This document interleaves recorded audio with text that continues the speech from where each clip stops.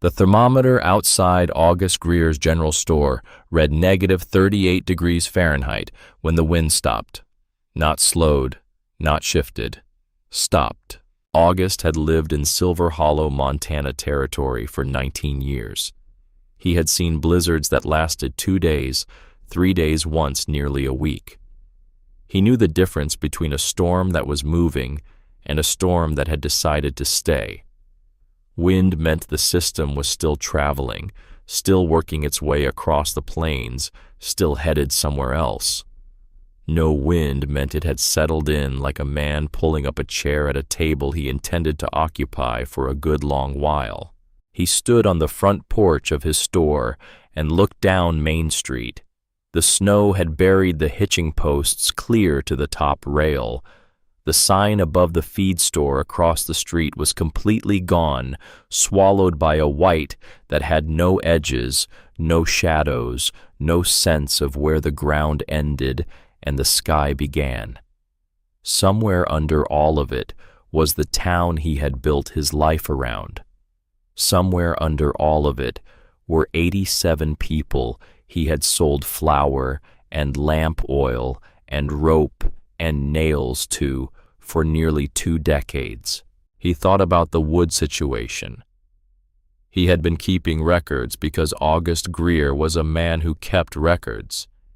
His ledger showed that firewood sales were running 40% above the previous winter, and that had been before this storm hit. Now, on the 4th day of the blizzard, with temperatures that had not climbed above -35 since the first night, he knew the numbers were worse than his ledger could yet show. He knew because the men who had come in yesterday had not been buying wood. They had been asking if he had any left. He did not. He stood there in the killing cold for exactly as long as it took him to pull his coat tighter and turn back toward the door. And in that moment, standing with his hand on the door frame, he thought about something he had not thought about in 4 days. He thought about the woman up on Granite Ridge, the woman in the cave, the woman they had all laughed at 6 months ago. August. Greer went back inside, sat down behind his counter, opened his ledger to a blank page, and began to write. Not sales figures. Not inventory counts. He wrote what he remembered about Astrid Valen, because he had a feeling that what he remembered was about to matter in ways none of them had anticipated. He started at the beginning, September 14th, 1887. That was the day she arrived. The train from Billings did not come all the way to Silver Hollow. It stopped at a junction 11 miles east, and from there travelers either hired a stage or arranged their own transportation into town. The stage fare that autumn was 75 cents, which was not a great sum by any reasonable measure. But Astrid Valen arrived at that junction with exactly the amount of money she needed for her land claim and nothing beyond it. So she walked. August did not witness her arrival himself. He heard about it from Clyde Dunbar, who ran the livery stable and had been out checking his fence line along the east road when he saw a woman coming toward town on foot. Clyde said he almost did not recognize her as a woman at first because she was moving the way a person moves when they have been moving for a long time and fully intend to keep moving for whatever time remains, not hurried, not labored, just steady with a pace that suggested she had calculated exactly how much energy she had and exactly how far she needed to go and had achieved a perfect equilibrium between the two. She was carrying 2 canvas bags, one over each shoulder, and pulling a steamer trunk on a small wooden cart she had apparently borrowed or rented from someone at the junction. The cart had one wheel that ran slightly crooked, and Clyde said the sound of it on the dirt road was something he noticed well before he saw her. He offered her a ride the last half-mile into town. She thanked him with genuine warmth and declined. She said she was nearly there and the walking had done her good. That was the first thing anyone in Silver Hollow learned about Astrid Valen. She did not accept help she did not need. She went directly to the land office, which in Silver Hollow occupied a small room attached to the back of the sheriff's building. August knew this part because Horace Finney, who managed the land office, told him about it that same evening over supper. Horace said she had come in, set her bags on the floor, and asked about available homestead claims with the manner of a woman conducting business she had planned for some time. There was 160 acres available 3 miles northwest of town, good flat land along the creek bottom, the kind of acreage any sensible homesteader would have been grateful to get. She asked about soil composition, water access, and wind exposure. Horace answered each question. She listened carefully. Then she signed the claim papers, folded her copy precisely along the original creases, tucked it into a leather document case inside one of her canvas bags, thanked Horace for his time, and left. What happened next is what made people talk. She did not go to the creek bottom claim.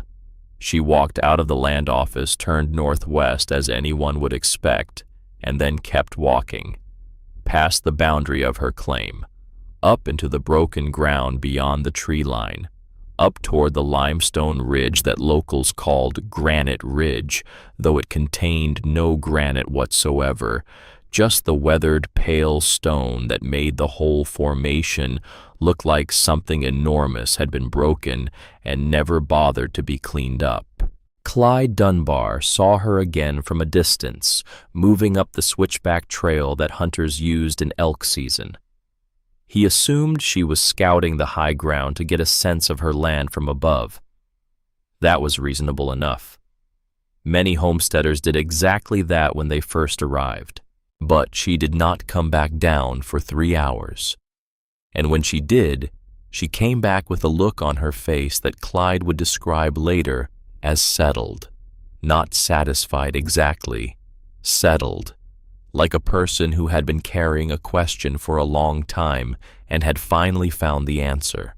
That evening, August Greer's store served its usual function as the gathering place for Silver Hollow's male population after supper hours. The cast-iron stove in the corner kept the space warm enough. The Cracker Barrel served as adequate seating for those who did not get to the chairs first, and the conversation that collected there each evening was the closest thing the town had to a newspaper. Astrid Valen was the news that evening. Elias Drummond was the first to speak with any authority on the matter. Elias was 55 years old that autumn, a homesteader who had been working Montana land since 1872. He was a large man, broad through the shoulders, with a face that had been rearranged by weather into something that looked like it had been carved rather than grown. He had survived 5 Montana winters in a drafty log cabin before he could afford to build anything better, and in the blizzard of 1879 he had lost 3 fingers to frostbite. The middle 3 fingers of his left hand gone at the second knuckle. He was not shy about displaying the result when he wanted to underscore a point, and he wanted to underscore a point that evening. He said he had heard about the woman looking at the cave systems up on Granite Ridge. He said he had been up on that ridge in winter, and he knew exactly what those caves were like. He held up his left hand so the lamplight caught the flat stumps where his fingers had been. "Cold air sinks," he said. "That's not opinion. That's how air works. You put a woman in a cave in a limestone ridge in Montana in January, you've put her in a natural icebox. The stone pulls heat out of everything it touches. I don't care where she's from or what she thinks she knows. That cave will be colder than the air outside come February." He was not angry when he said it. He was the way a man is when he has paid for knowledge with his own body and wants the payment to mean something. Seamus Calloway was next. Seamus was the stonemason in Silver Hollow, an Irishman from County Cork who had come to Montana in 1864 and built half the foundations in the territory. He was a compact, precise man who spoke the way he worked in careful, deliberate strokes, each word placed where he intended it. He had 23 years of experience working stone in Montana winters, and he had opinions about limestone that were grounded in direct observation. "She cannot build a cabin inside a cave," he said flatly, "not one that will last. Limestone breathes moisture. Every spring thaw, every freeze-thaw cycle, that stone will sweat. Any timber she puts against it will absorb that moisture for 2 years, maybe 3. Then it will rot. I have seen it myself more than once. A man built a root cellar into a limestone hillside east of Billings in 78. By 81, every piece of wood in it was black with rot. She would be better served taking the creek bottom claim and building a proper cabin." He paused, then added the professional's most cutting assessment. "The cave simply is not suited to the purpose." Rowena Marsh was not present in August Greer's store that evening because Rowena Marsh did not frequent establishments where men gathered after supper hours. That was not her style and not her understanding of proper social order. But she had managed to make her views known earlier that afternoon outside the post office in a voice calibrated to reach the far end of the street without apparent effort. Rowena ran the Silver Hollow boarding house and had been the moral center of gravity for the town's social life since her arrival in 1879.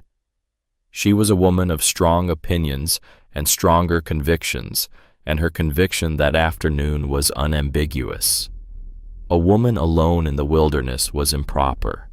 It was unsafe. And when something happened, as something inevitably would, it would fall to the decent people of Silver Hollow to risk their own necks retrieving whatever condition the wolves and weather had left her in. The phrasing was pointed. It was also genuinely felt. Rowena Marsh was not a cruel woman. She was a frightened one, and fear in capable people often comes out as judgment. The last of the 4 was Jonas Harlan, and what Jonas Harlan said carried a different weight than the others because Jonas Harlan actually knew what he was talking about in a way that was specific and immediate rather than general and principled. Jonas was 43 years old, the son of a Crow woman and a French-Canadian fur trapper who had come through Montana in the 1840s and decided to stay.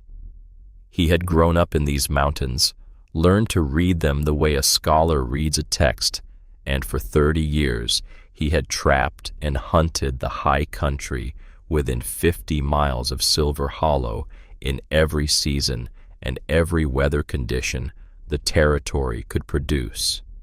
He knew every cave system on Granite Ridge. He had sheltered in several of them himself during hunting trips when the weather turned suddenly. He did not say his piece in the store with the other men. He said it the next morning quietly to Astrid Vallon herself when he encountered her coming out of the land office for a second time to clarify some point on her claim boundaries. "Cats use that cave," he told her, simply that. His voice was low and even, the voice of a man who had learned that quiet delivery made people listen more carefully. "Mountain lions. You'll smell their mark when you move in. They don't share territory kindly." Astrid Vallon looked at him for a moment. Then she said, "Thank you. I will keep that in mind." And she walked back up toward Granite Ridge. This is the point in the story where most people hearing it for the first time want to conclude that Astrid Vallon was either reckless or naive. They want to believe she was ignoring sound advice out of stubbornness or ignorance.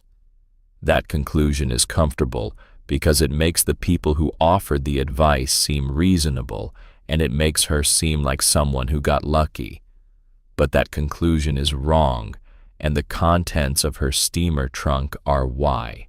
When Astrid Valen set that trunk down on the floor of Horace Finney's land office, it contained almost no clothing. It contained 2 changes of working clothes, 1 set of heavy wool, and a rain cape. It contained a small medical kit and a quality skinning knife.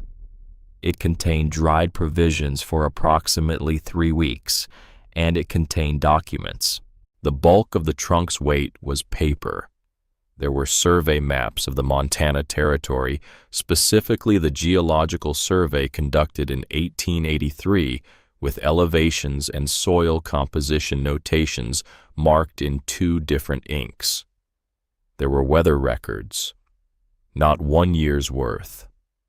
2 years' worth, hand-copied from meteorological station logs in Billings and Helena and Miles City, transcribed by Astrid herself in her small, precise handwriting during 2 winters in a rented room in Minneapolis after her husband's death. And there was the notebook. It was a small book, not quite the size of a man's palm, bound in dark brown leather that had been handled so often the corners were worn smooth. The pages were dense with writing in Norwegian, a language that no one in Silver Hollow spoke or read. The handwriting in the early pages was different from Astrid's larger and more deliberate the writing of a man who had learned his letters as an adult. It was her father's handwriting. The later pages, roughly the final third of the book, were in Astrid's own hand, smaller and more fluid, continuing the same work the earlier pages had begun. The notebook was about heat. Specifically, it was about the earth as a source of heat. Her father, a farmer in a mountain valley in western Norway, where winter temperatures dropped to -40 and held there for weeks at a stretch, had spent 30 years observing, recording, and thinking about how the ground itself maintained warmth at depth, how root cellars built 6 feet down never froze, how the stone walls of old farmhouses built partly into hillsides stayed warmer than those built entirely above ground, how the animals in his barn, when it was dug into the south-facing slope of a hill, survived winters that killed livestock in the fully exposed barn his neighbor built. He had not had the scientific language for what he was observing, but the observations themselves were precise, and the conclusions he drew from them were sound. Underground temperatures remained constant somewhere between 50 and 55 degrees Fahrenheit at depths below 8 feet, because the Earth's own thermal mass at that depth was essentially unaffected by surface conditions. The stone and soil stored heat like a battery and released it, slowly maintaining equilibrium against even the most severe external cold. A dwelling built with sufficient contact with that thermal mass and designed to minimize heat loss through its exposed surfaces could maintain livable temperatures with a fraction of the fuel required by a conventional above-ground structure. Astrid had understood this from childhood. She had grown up in a house partly dug into a hillside. She had felt the difference between the warmth of that house and the drafty farmhouses her school friends lived in. She had believed it instinctively for 20 years before she began to understand it analytically, and she had spent the 2 years since her husband's death learning every piece of the analytical framework she did not already possess. Henrik Valen had died in February of 1885, not from frostbite, not from exposure, from pneumonia, which had started as a chest cold in December and worsened steadily through January as he spent night after night awake and exhausted, feeding their cabin stove against a cold that the cabin's walls could not hold back. The stove was adequate. The cabin was not. Every morning he woke having burned through the wood he had stacked beside the bed, and every morning the temperature inside was barely above freezing. He was not a weak man. but no man can fight that kind of cold indefinitely without cost. And by the time Astrid understood what was happening to his lungs, there was nothing to be done. She had stood at his grave in a Lutheran churchyard in Minnesota, in a March that was barely warmer than the February that had killed him, and she had made herself a promise that was specific and practical rather than emotional and vague. She would not mourn in a way that changed nothing. She would learn what she needed to learn. She would go where the conditions were hardest. And she would prove in the hardest possible conditions that no one needed to die the way Henrik died. That the earth itself, properly understood and properly used, offered warmth enough to keep a person alive through anything a Montana winter could produce. That was why she had chosen Montana. Not for the land, not for the opportunity, because the weather data in her files showed that the region around Silver Hollow in the Montana Territory regularly produced the most sustained low temperatures of any inhabited area in the continental United States. If her father's principles worked here, they worked anywhere. She had not come to Silver Hollow to survive. She had come to prove something that mattered more to her than her own survival. This was the first twist in the story of Astrid Valen. The woman they called reckless had more systematic preparation behind her than any of the men who called her that. The woman they called naive had spent 2 years building the intellectual foundation for what she was about to do. The woman they assumed was running from something was in fact running towards something with precise coordinates and a plan she had been constructing for longer than most of them had been thinking about her at all. Now, Jonas Harlan. After Jonas told Astrid about the mountain lions and watched her walk back up toward Granite Ridge, he stood outside the land office for a moment in the autumn morning light. Then he did something that no one in Silver Hollow knew about for a very long time.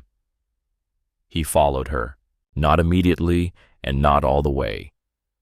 He waited until she was well ahead of him, then took a hunter's approach up the ridge, staying off the main trail, moving through the timber where he would not be visible. He had spent 30 years learning to move through these mountains without announcing himself, and he used that skill now. He was not following her to interfere.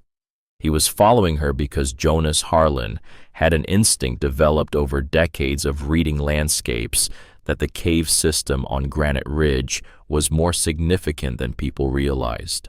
He had sheltered in the outer chambers of that system twice during hunting trips. He knew the basic layout, the wide entrance that narrowed toward the back, the water that came from the rear wall. What he had not done was spend sustained time in the back chamber during serious cold. What he had not measured, because there had been no reason to, was the temperature differential between the cave mouth and the deep interior. He watched Astrid enter the cave from the timber above the trail. He gave her 20 minutes. Then he circled around and approached from the north, where a narrow crack in the limestone formation allowed a view of the interior from an angle that Astrid, focused on her examination, would not notice. What he saw was this: she was not exploring. She was working.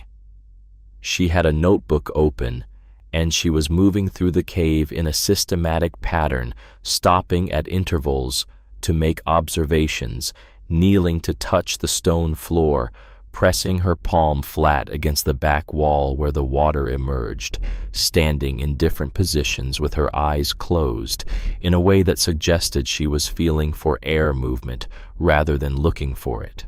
He watched for a long time. He had seen prospectors assess a site.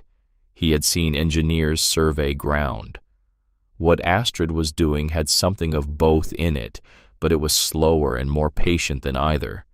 It was the assessment of someone who understood that the information she needed was already there, already present in the stone and the air and the water, and that her job was simply to read it accurately. Jonas Harlan was not a man who changed his opinions quickly, but standing in that crack in the limestone watching Astrid Valen work, he felt something shift. Not his opinion of what she was attempting, his opinion of whether she might actually succeed. He climbed back down to town without her knowing he had been there. He said nothing to anyone, but from that day forward, whenever his trapping routes took him within sight of Granite Ridge, which was often because Jonas Harlan's trapping routes could take him wherever Jonas Harlan decided they should go, he looked toward the cave and noted what he observed. This was his private accounting kept in the most reliable ledger he possessed, which was the part of his mind that had never failed him in 30 years of reading these mountains. This was the second twist in the story. The man whose warning had been the most specific, the most grounded in actual knowledge, the most legitimately cautionary, was also the only one of the four skeptics who was genuinely paying attention, not waiting for her to fail, watching to see what she would do. And what she did for the first 3 weeks was nothing that looked like building. She came and went from the cave each day, carrying her notebook and her observation tools. She was in Silver Hollow often enough that people saw her regularly, which prevented the rumors about her having given up from gaining complete traction, but not so often that they could track her progress. She bought small quantities of supplies, lamp oil and candles, and writing paper, the kind of supplies a person needs for observation work rather than construction work. She exchanged pleasantries at August Greer's counter with a warmth that was genuine, but reserved the warmth of someone who liked people well enough, but was not going to let liking them consume time she had allocated to other purposes. What she was actually doing during those 3 weeks was learning the cave the way her father had taught her to learn a site before touching it. She was mapping the sunlight. The cave mouth faced south-southeast, which in Montana's latitude meant it received direct sun from roughly 9 in the morning until 2 in the afternoon during the short winter days. That was significant. Every hour of direct sunlight on that stone face transferred thermal energy into the limestone that would radiate slowly through the night. The overhang was 14 feet deep at its maximum extension. This was not a decorative feature of the landscape. It was a structural element that would prevent snow accumulation at the cave mouth, maintain air access during even the deepest snowfall, and provide a sheltered work and storage area, protected from precipitation, but not enclosed. She measured it with a length of rope and noted the measurement 3 times in her notebook to ensure accuracy. The spring was the most important element. Water emerging from bedrock at 52 degrees Fahrenheit was water that had spent enough time in contact with deep earth to equilibrate to ground temperature. It did not freeze even in the deepest cold. 3 gallons per day, which was what she measured the flow to be, was more than sufficient for one person's needs, and the constant 52-degree outflow would serve as a gentle thermal moderator for the back chamber, keeping the air in that area slightly warmer than the cave's ambient temperature and preventing ice formation on the back wall. She measured the natural funnel shape of the cave interior. The mouth was 22 feet wide. The back chamber was 12 feet wide. This narrowing was not a problem. It was a feature. The geometry of the space meant that warm air generated inside would be held longer before escaping, and the natural draft created by the temperature differential between interior and exterior would move smoke efficiently toward the entrance without requiring a complex ventilation system. She noted the moisture pattern on the walls at different times of day and in different weather conditions. She noted where the stone was driest and where it collected condensation.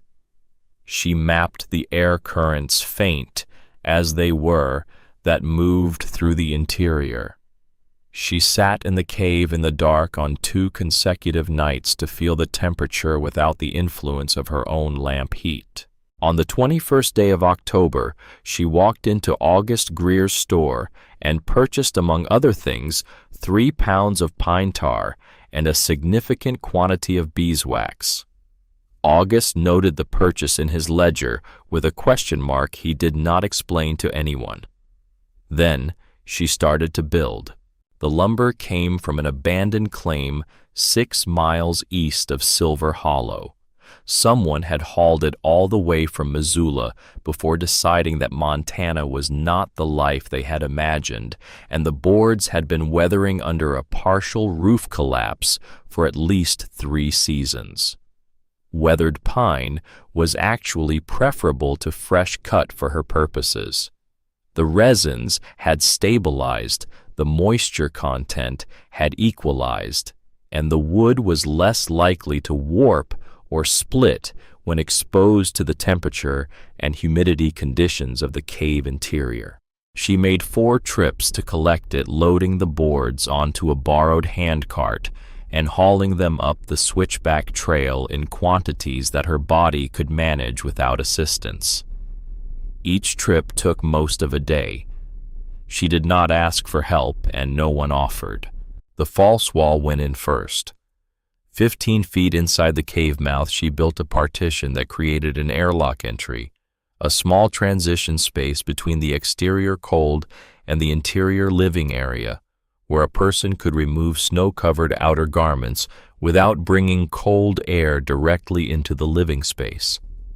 The construction of this wall is where the real engineering of what she was doing became visible to anyone who examined it closely, and only one person did examine it closely, which we will come to in due course. The wall was not simply wood.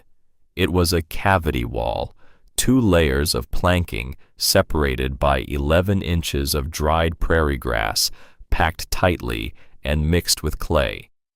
She had gathered the grass herself from the creek bottom meadows in the weeks before the first hard frost, bundling it and carrying it up to the cave in loads that smelled on wet days like the inside of an old barn.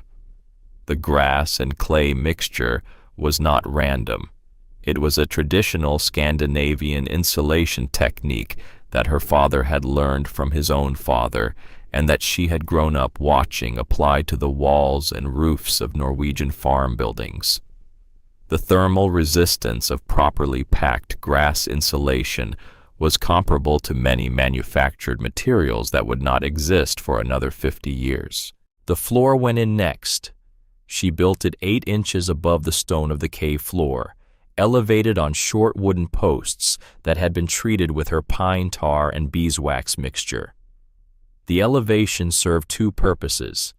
It created an air gap that allowed the cave floor to breathe and drain without the moisture migrating directly into the floorboards, and it provided a small but meaningful buffer of dead air between the living surface and the cold stone beneath. She carved drainage channels in the cave floor beneath the elevated wooden surface, shallow grooves in the limestone that directed any water toward a sump pit near the cave entrance.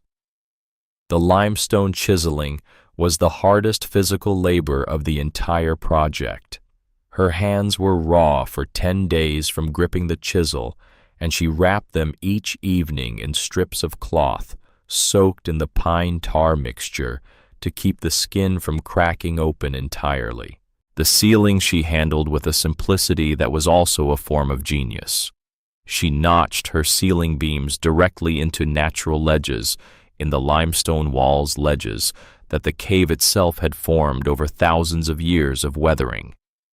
This meant no vertical support posts were required within the living space, which kept the floor area clear and reduced the number of wooden elements in contact with the cold stone. The living space she built was 14 feet deep by 11 feet wide.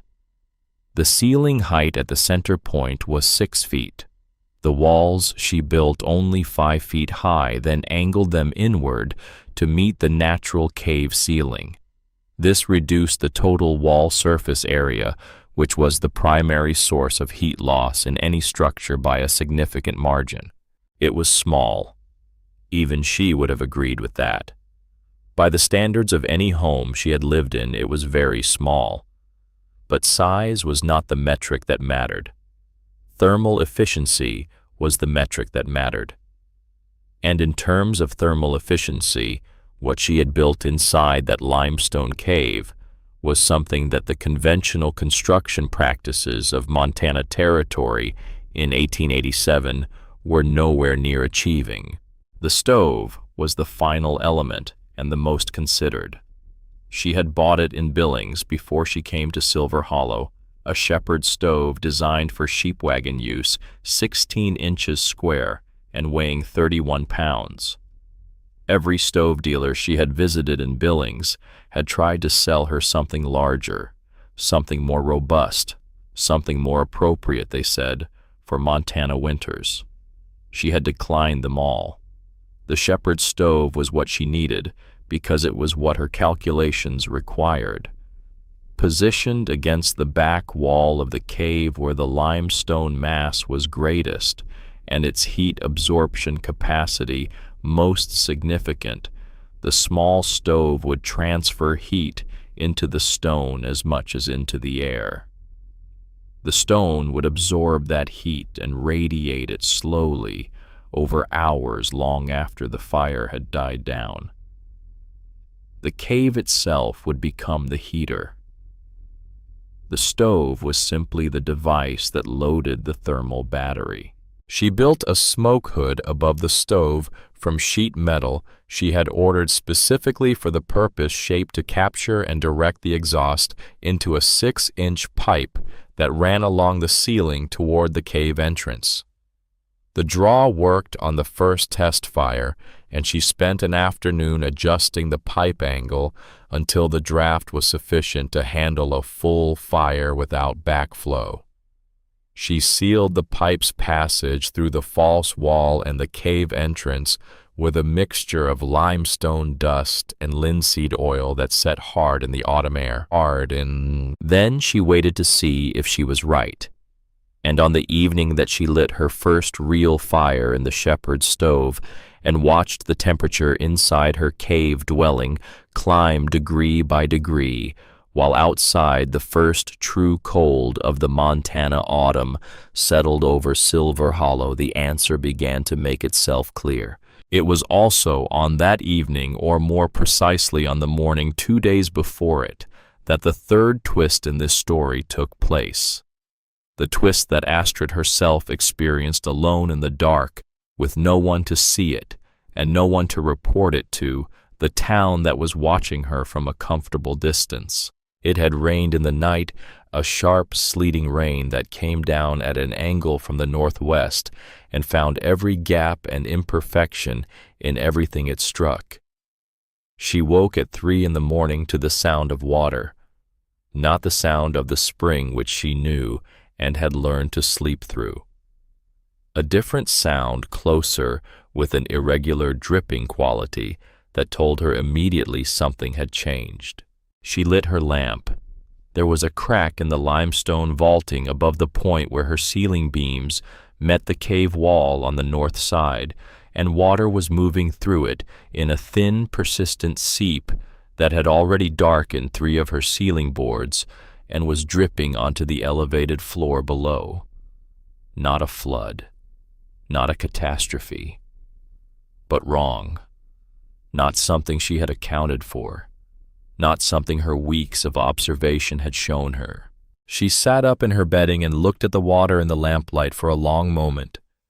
20 minutes, perhaps. Maybe longer.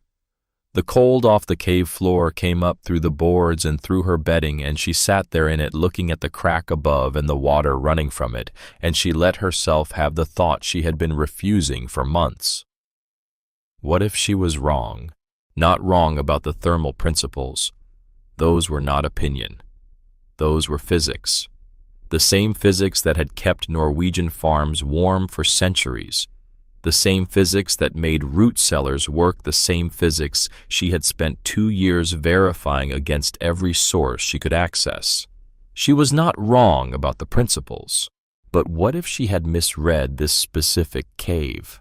What if there were failure modes she had not anticipated because she had never actually done this before? What if the confidence she had brought to Silver Hollow was not wisdom, but a more elaborately constructed form of the same overconfidence she had watched kill her husband? Not the overconfidence of a man who would not stop to rest, but the overconfidence of a woman who had studied so much she had forgotten to be afraid of the things she had not studied. She sat with that thought in the cold and the dark for long enough to feel it fully. Then she picked up her father's notebook from the shelf above her bed and held it in both hands. She did not open it. She did not need to. She knew what was in it. She knew it the way she knew her own name, the way she knew the sound of Henrik's voice before she had to begin forgetting it. Her father had kept this notebook for 40 years. He had revised it, corrected it, added to it, crossed things out, and written better things in the margins. It was the record of a man learning something difficult across the span of an entire life, learning it by being wrong and noticing he was wrong and doing better. He had not been afraid to find the cracks. She set the notebook down, got up, and went to work. She found the point on the exterior of the cave where the crack in the vaulting corresponded to a fissure in the outer limestone face. She mixed a seal of limestone dust and linseed oil, the same mixture she had used around the stovepipe, and worked it into the fissure by lamplight in the October cold, pressing it deep with a wooden spatula and smoothing it flush with the stone surface. She went back inside and examined the ceiling. The seep had slowed. She added a secondary seal from the interior, working up a ladder in the lamplight with her arms above her head and the mixture dripping onto her face. By dawn, the drip had stopped. She climbed down the ladder, cleaned her tools, made coffee on the shepherd's stove, and sat at her small table, watching the morning light come through the cave mouth. The pale autumn sun on the limestone, the spring water moving in its channel behind her, the boards above her already beginning to dry in the cave's warmth. She decided wrong. She was learning. There was a difference, and it was important to know the difference. Her father's notebook was full of crossed-out lines and corrected margins, the record of a man who had understood that being wrong and correcting course was not failure. It was the method itself. She drank her coffee.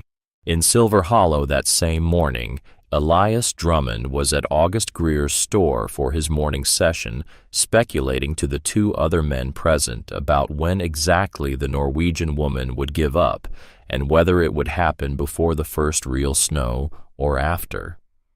He spoke with the authority of a man who had decided he knew how the story ended. He did not know how the story ended. None of them did. Up on Granite Ridge, the smoke from a 16-inch shepherd's stove curled out of a limestone cave into the pale Montana morning, thin and steady, the breath of a dwelling that had learned to work with the mountain it was built inside of. Astrid Valen finished her coffee, opened her notebook to a fresh page, and began recording the previous night's observations. The crack, the seal, the temperature at 3 in the morning and the temperature at dawn, the rate at which the drip had slowed after the exterior sealant was applied. She was not keeping the record for anyone in Silver Hollow. She was keeping it because knowledge unrecorded is knowledge that ends with the person who holds it, and she intended what she was learning to outlast her. She wrote for 2 hours while the morning light moved across the cave mouth and the shepherd's stove, held its quiet temperature, and the spring ran its constant 52 degrees behind her. She was exactly where she intended to be. November came to Silver Hollow, the way November always came to that part of Montana territory, not gradually, not with the polite warning of a few cool days, followed by a gentle settling into cold, but all at once, like a door swinging open onto something vast and indifferent.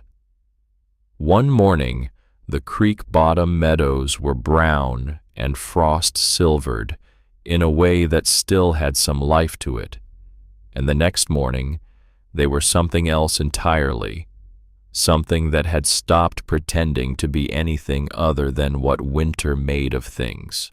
The thermometer outside August Greer's store read -15 Fahrenheit on the first proper cold morning of November, and August noted it in his ledger with the same careful hand he used for everything. He had been noting temperatures for 11 years. This one was not unusual. It was in fact precisely what November in Silver Hollow was supposed to do. The unusual thing was what he noted beside it. He had been watching the firewood numbers. In the first 2 weeks of November, he had sold firewood to 31 of Silver Hollow's 38 households. That was a normal rate for the season.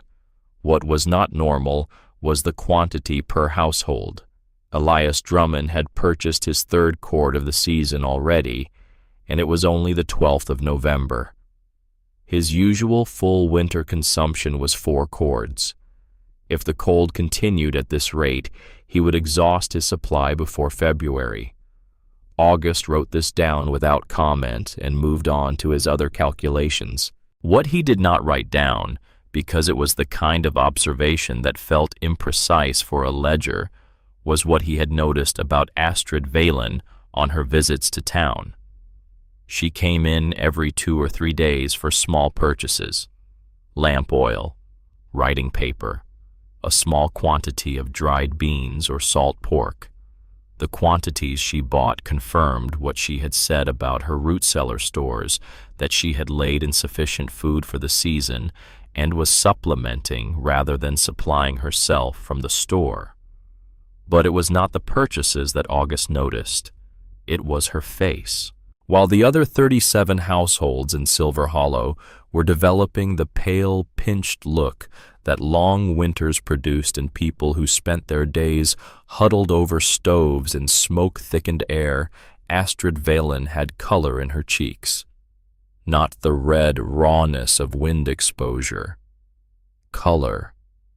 The kind that comes from a body that is warm enough to put resources into its surface, rather than hoarding everything for its core. She did not cough. She did not squint against wood smoke. She was not burning energy simply to maintain a temperature that should have been maintained by her dwelling. She was August's thought watching her one morning as she counted out coins for a pound of dried beans, quite possibly the healthiest person in Silver Hollow. He did not say this to anyone. It did not feel like information he was prepared to defend, but he wrote it in the margin of his ledger in small letters with a question mark. Elias Drummond noticed too, though he framed it differently. He told the men at the evening gathering that it was early yet. He told them to wait until February, when the real cold came, when the wind had been cutting at everything for 3 months, and the wood supplies were at their lowest, and a person's will to keep fighting the temperature began to wear as thin as their provisions. That was when they would see how her little hole in the ground was holding up. He said this with the certainty of a man who had been right before and intended to be right again. But his eyes followed her when she left the store, and there was something in the set of his jaw that was less certain than his words. Rowena Marsh had softened her position slightly, in the way that strong-opinioned people soften positions when the evidence becomes uncomfortable, which is to say she had not changed her view, but had adjusted her language around it. She told people that at least the woman had not frozen to death yet, and conceded that this was something, though she maintained that the isolation was improper and the situation remained unsuitable. What no one in town knew through all of October and into November was that the mountain lion problem had resolved itself. Jonas Harlan had been right that there were fresh lion marks in the cave when Astrid arrived in September. She had smelled them before she saw them, the sharp, acrid territorial marking that mountain lions use to communicate ownership of a space to anything else that might be considering moving in. She had considered the problem carefully. A direct confrontation was not a strategy available to a person alone on a ridge. Relocation was not something she could impose on an animal that outweighed her and knew the terrain better than she did. But she understood from both her father's observations and her own reading that large cats are sensitive to certain olfactory signals in ways that humans are not. She gathered dried sage from the hillsides below the ridge and hung it in thick bundles at the cave entrance and at intervals inside. She burned strips of cedar bark each evening as her cooking fire died down, letting the smoke carry through the cave before she closed the draft. The scents were not repellent in any aggressive chemical sense. They were simply persistent and unfamiliar and apparently sufficiently associated with consistent human presence to convince the lions that this particular territory had acquired a new occupant who was not going to be easily displaced. By the end of October, she had detected no fresh lion markings in or around the cave. By mid-November, the only tracks she saw regularly near the cave entrance belonged to deer and an occasional fox who seemed to have concluded that the area near the cave stayed warm enough on cold mornings to be worth investigating. Jonas Harlan, passing Granite Ridge on his November trapping routes, as he always did, noted the absence of lion sign without surprise and the continued presence of thin, steady smoke from the stovepipe. The cedar approach had worked. He filed this in the part of his mind he trusted. Most continued on his route and said nothing in Silver Hollow. He had been watching her progress since September. Each time his routes brought him within sight of the ridge, he looked and noted and kept his own accounting. The cave entrance remained clear of snow accumulation under the overhang, even on days when Silver Hollow below was getting an inch per hour.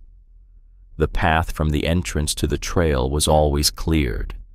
These were the observations of a man who understood that a well-managed dwelling announces itself through exactly these small, consistent details. What happened at the end of November is the fourth twist in this story, and it is one that its principal participant would not acknowledge publicly for several years. Seamus Calloway was a man of professional pride. 23 years of working stone in Montana had given him a set of standards that he applied to everything he examined, whether he had been asked to or not. He could not look at a foundation without assessing its drainage situation. He could not walk past a chimney without evaluating its draw. His knowledge was the kind that did not rest, that was always running in the background, measuring and judging the built world around him with the same automaticity that a musician hears pitch in ambient sound. He had been watching Astrid Valen with this professional attention since September. He had dismissed what she was doing initially with the confidence of experience. Limestone sweated. Timber rotted. These were not opinions. These were facts he had observed repeatedly across 2 decades of Montana work. But something had been bothering him since mid-October, and it bothered him more as November progressed. He was bothered by the pine tar and beeswax. He had heard from August Greer, who tracked all significant purchases, that Astrid had bought a substantial quantity of both materials in mid-October. He knew what pine tar was used for. Sealant work primarily. It was used on boat hulls, on exposed timber joints, on anything where moisture penetration was the primary threat. But pine tar alone would not solve the limestone moisture problem. He had seen people try it. The stone generated moisture from within during temperature changes, not just from external water exposure, and a surface sealant could not address a moisture source that was inside the material being sealed. But beeswax was different. Beeswax, combined with pine tar, worked deep into the grain of the timber and, applied in multiple coats, created a penetrating sealant rather than a surface one. He had read about this approach in a trade publication 3 years ago, an article about Scandinavian boat-building techniques, and he had filed it away in the back of his mind as interesting but not practically relevant to Montana construction.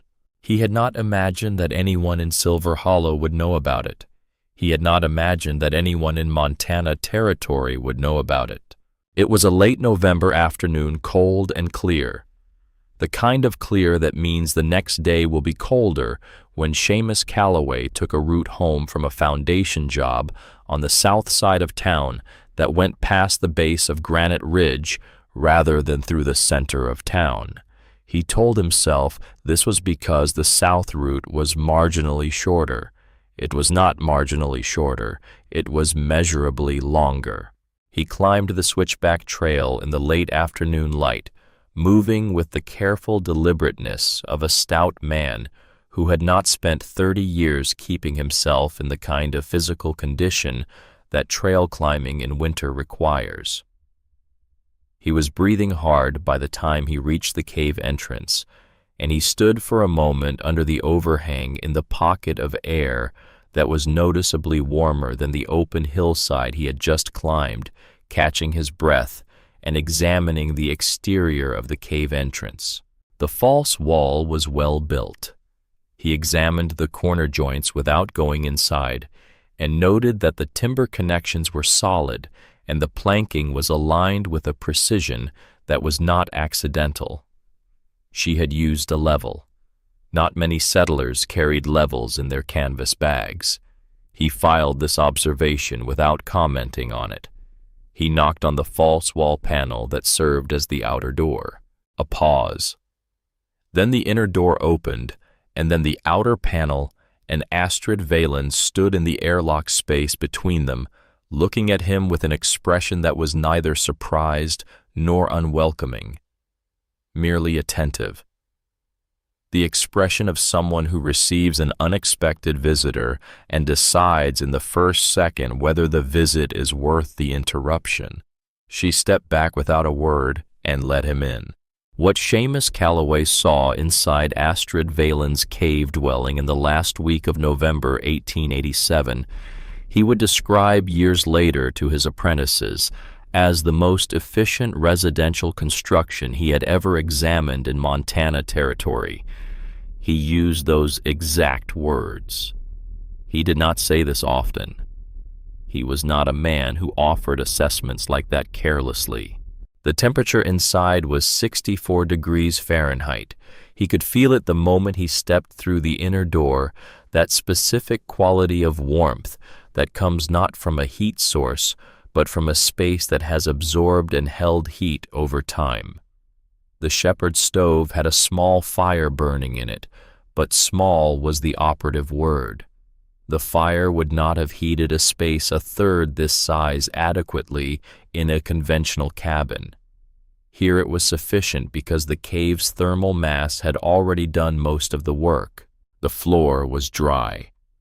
He knelt and examined it, pressing his hand flat against the boards, checking for the give that indicates moisture absorption. The boards were sound, more than sound. They had the slight sheen of a surface that had been properly sealed and had maintained that seal under conditions that should have compromised it.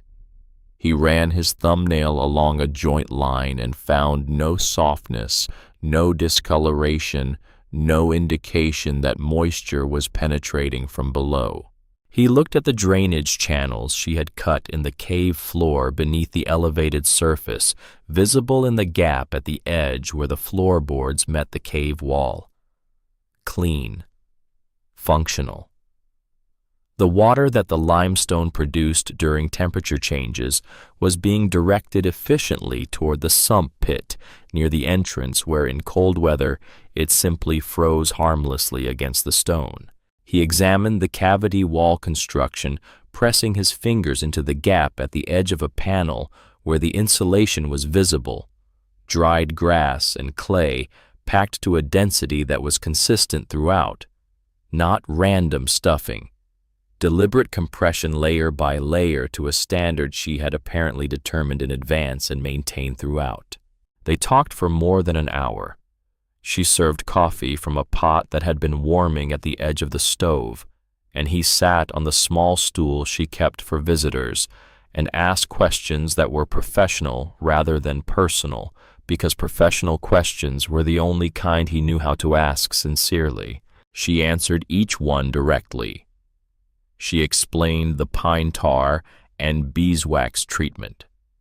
She confirmed it was a Scandinavian boat-building technique adapted from the method used on fishing vessels in the North Sea, where timber was subjected to continuous saltwater exposure. She explained the moisture dynamics of the limestone and why surface sealing alone would not work, and why the penetrating treatment did. She explained the thermal mass calculation she had done to determine the stove size and placement. He listened to all of it. He asked several follow-up questions. He examined 2 more details of the construction. He finished his coffee. Then he stood up, put on his coat, thanked her for her time, and left.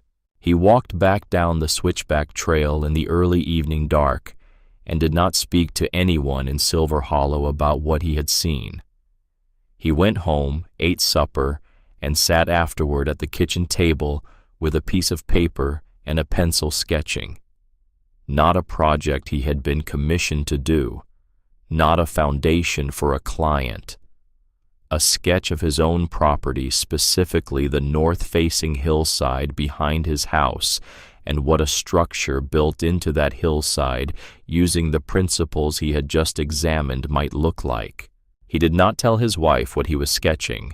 He folded the paper when he was done and put it inside the back cover of his trade reference book, where it would stay until spring gave him reason to take it out again. He had not said Astrid Valen was right. He had not said she was wrong. He had examined her work and drawn his own conclusions in the manner of a professional who respects the evidence more than he respects his earlier position. That was in the world of Seamus Calloway the equivalent of a full retraction. December came, and the cold came with it settling over Silver Hollow in layers each week colder than the one before, each morning requiring more of the wood supply that August Greer's ledger showed depleting faster than it should. By the middle of December, he had sold through his entire winter stock and was arranging a supplemental delivery from a timber operation 40 miles south at a price that was significantly higher than his summer purchase price and would need to be passed on to his customers. Elias Drummond, who had been burning wood at a rate that was beginning to alarm even his own accounting, received the news of the price increase with the stoic grimness of a man who understood that the situation was bad and saw no immediate remedy. His chimney draft had been poor all December, which meant his stove was working harder for less heat transfer, which meant his wood consumption was even higher than it would otherwise have been.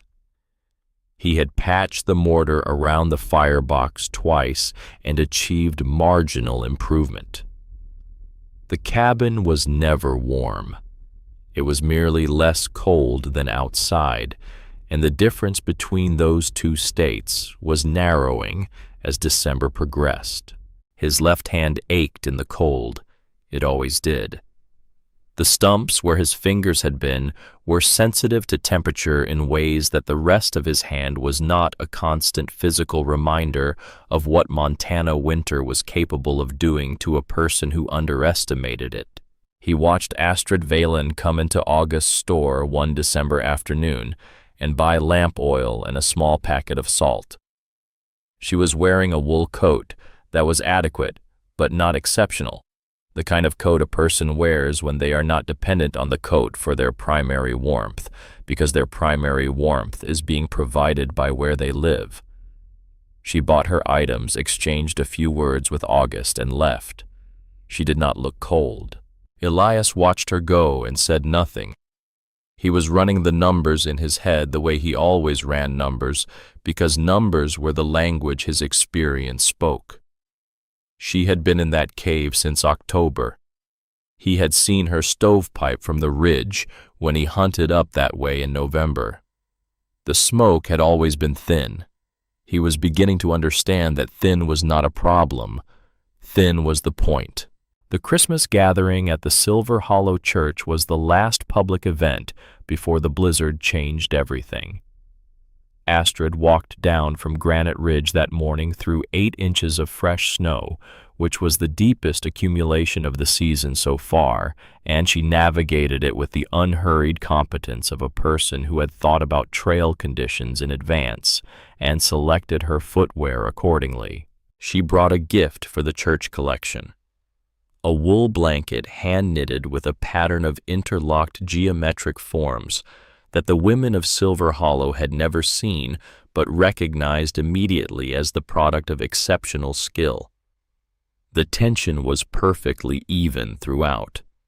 The wool was a deep, natural gray, with accents in the undyed brown of a darker fleece, and the pattern resolved, when you stepped back to look at the whole, into something that felt old and rooted, the kind of design that carries generations behind it. Rowena Marsh received it on behalf of the collection committee. She held it in both hands and looked at it for a long time without speaking, running her fingers along the border pattern with an expression that was doing significant internal work. Then she looked up at Astrid. "You made this in that cave." "I had plenty of light during the day," Astrid said, "and plenty of time." Rowena Marsh looked back at the blanket. "The stitching is extraordinary. My mother taught me. Her mother taught her." There was a pause that contained more than either of them said. Rowena Marsh was a woman who could recognize craft. She had been dismissing Astrid Valen for 3 months on the grounds that a woman alone in a cave was improper and unsafe and likely to end badly. But craft of this quality does not come from someone who is managing badly. It comes from someone who has enough comfort, enough light, enough peace of mind to give their full attention to a piece of work over many hours. The blanket was evidence, not the kind Rowena had expected. She folded it carefully over her arm and nodded to Astrid with something that was not quite an apology, but was several steps closer to one than anything that had come before. Elias Drummond stood across the church holding a cup of cider. He was not drinking, watching this exchange from a distance. He had been watching Astrid Valen all through the service, not with hostility, not with the assessing skepticism of September, but with the particular quality of attention that a man gives to something he is trying to understand before it becomes too late to understand it properly. He did not approach her. He was not ready to approach her. There were things a man of 55 who had lost 3 fingers to his own certainty did not say until he was completely sure he needed to say them. He went home that evening, fed the stove an hour earlier than usual because the temperature was dropping again, and thought about numbers. January arrived on a breath of unexpected warmth. Not real warmth. Nothing you could call warm by any reasonable standard, but by Montana winter metrics. Temperatures hovering around 20 degrees. Fahrenheit felt almost temperate. Snow depth held at 16 inches, which August Greer noted was roughly 30% below the seasonal average. Several families who had been burning through their wood supplies faster than planned felt the cushion of that milder weather and eased their consumption accordingly. August Greer did not ease anything. He ordered another supplemental firewood delivery and paid for it from his own reserve fund before passing the cost on because he did not trust January warmth in Montana territory. He had seen it before. He had seen what came after. He noted the warmth in his ledger with the same factual notation he used for everything, then added a small asterisk that meant, in his private ledger language, be alert. On January 19, 1888, the temperature at August Greer's store thermometer dropped 35 degrees in 12 hours. It began at mid-morning, barely perceptible.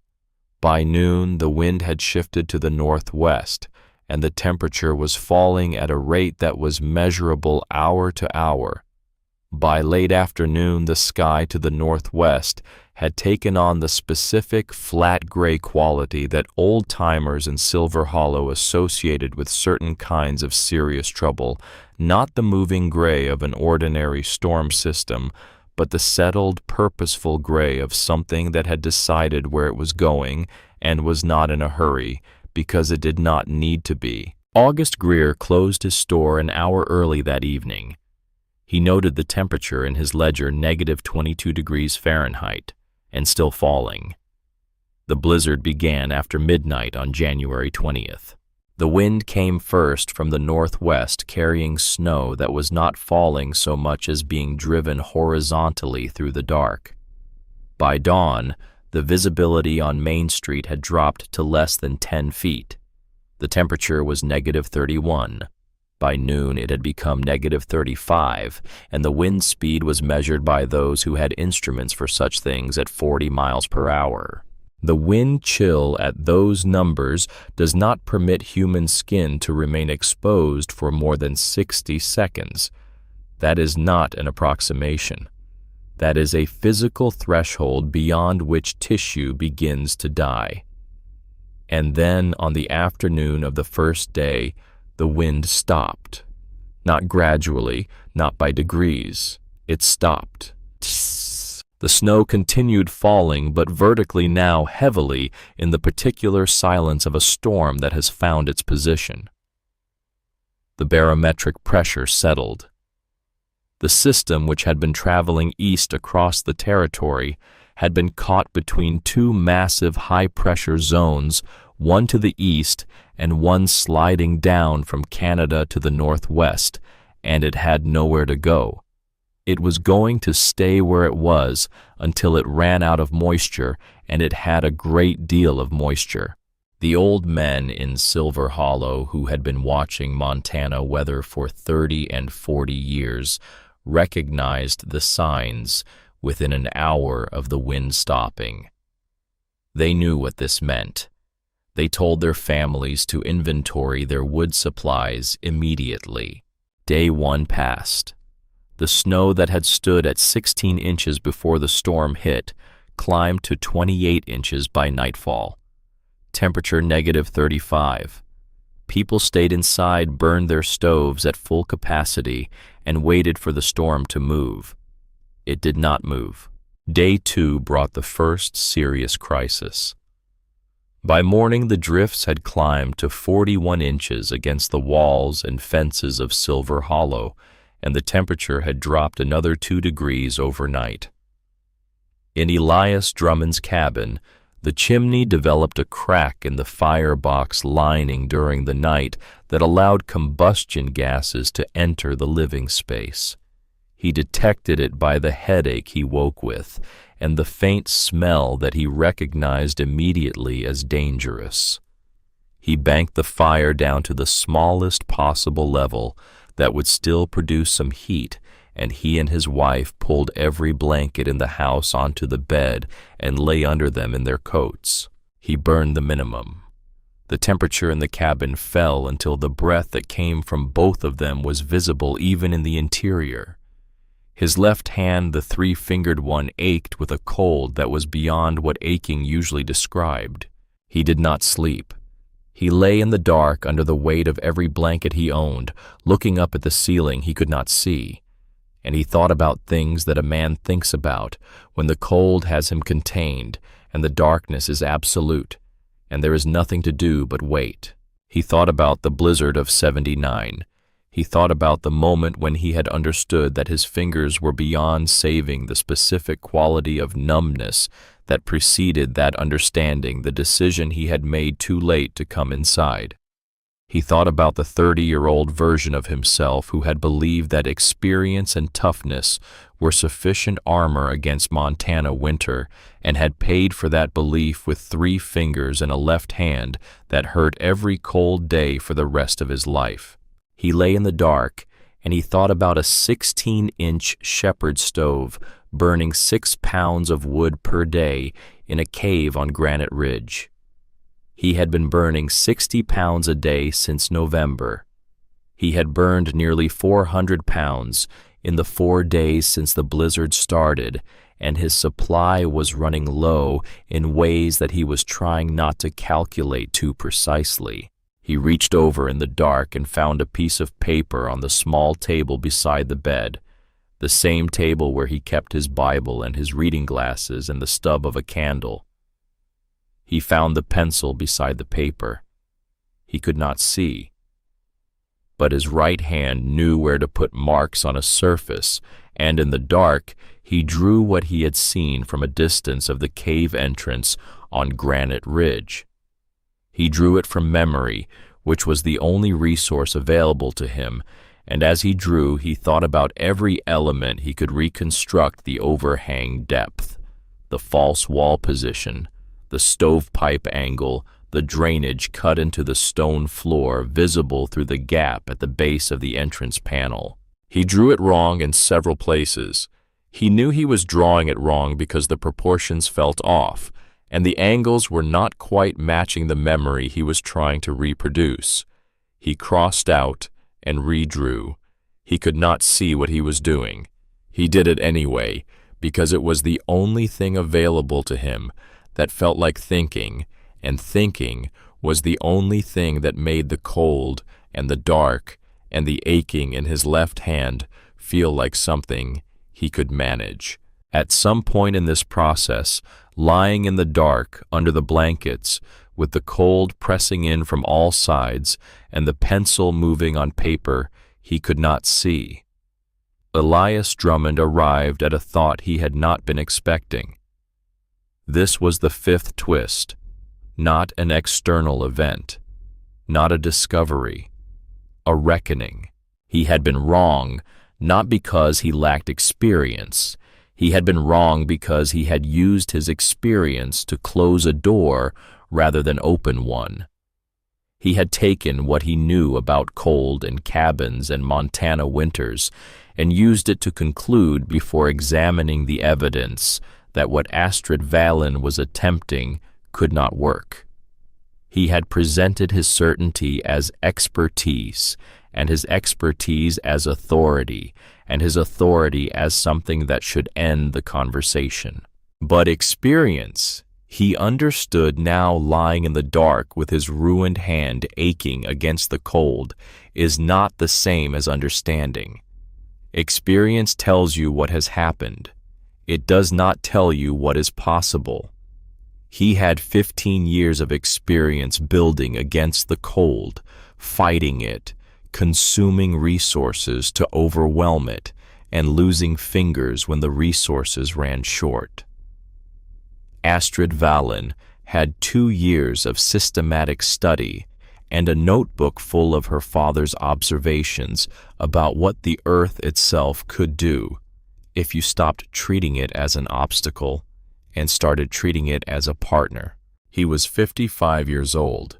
He had been building the wrong way for 15 years, not incompetently, wrong, fundamentally, architecturally, thermally wrong in a way that had cost him in wood and in money and in comfort and in the winter of '79 in fingers.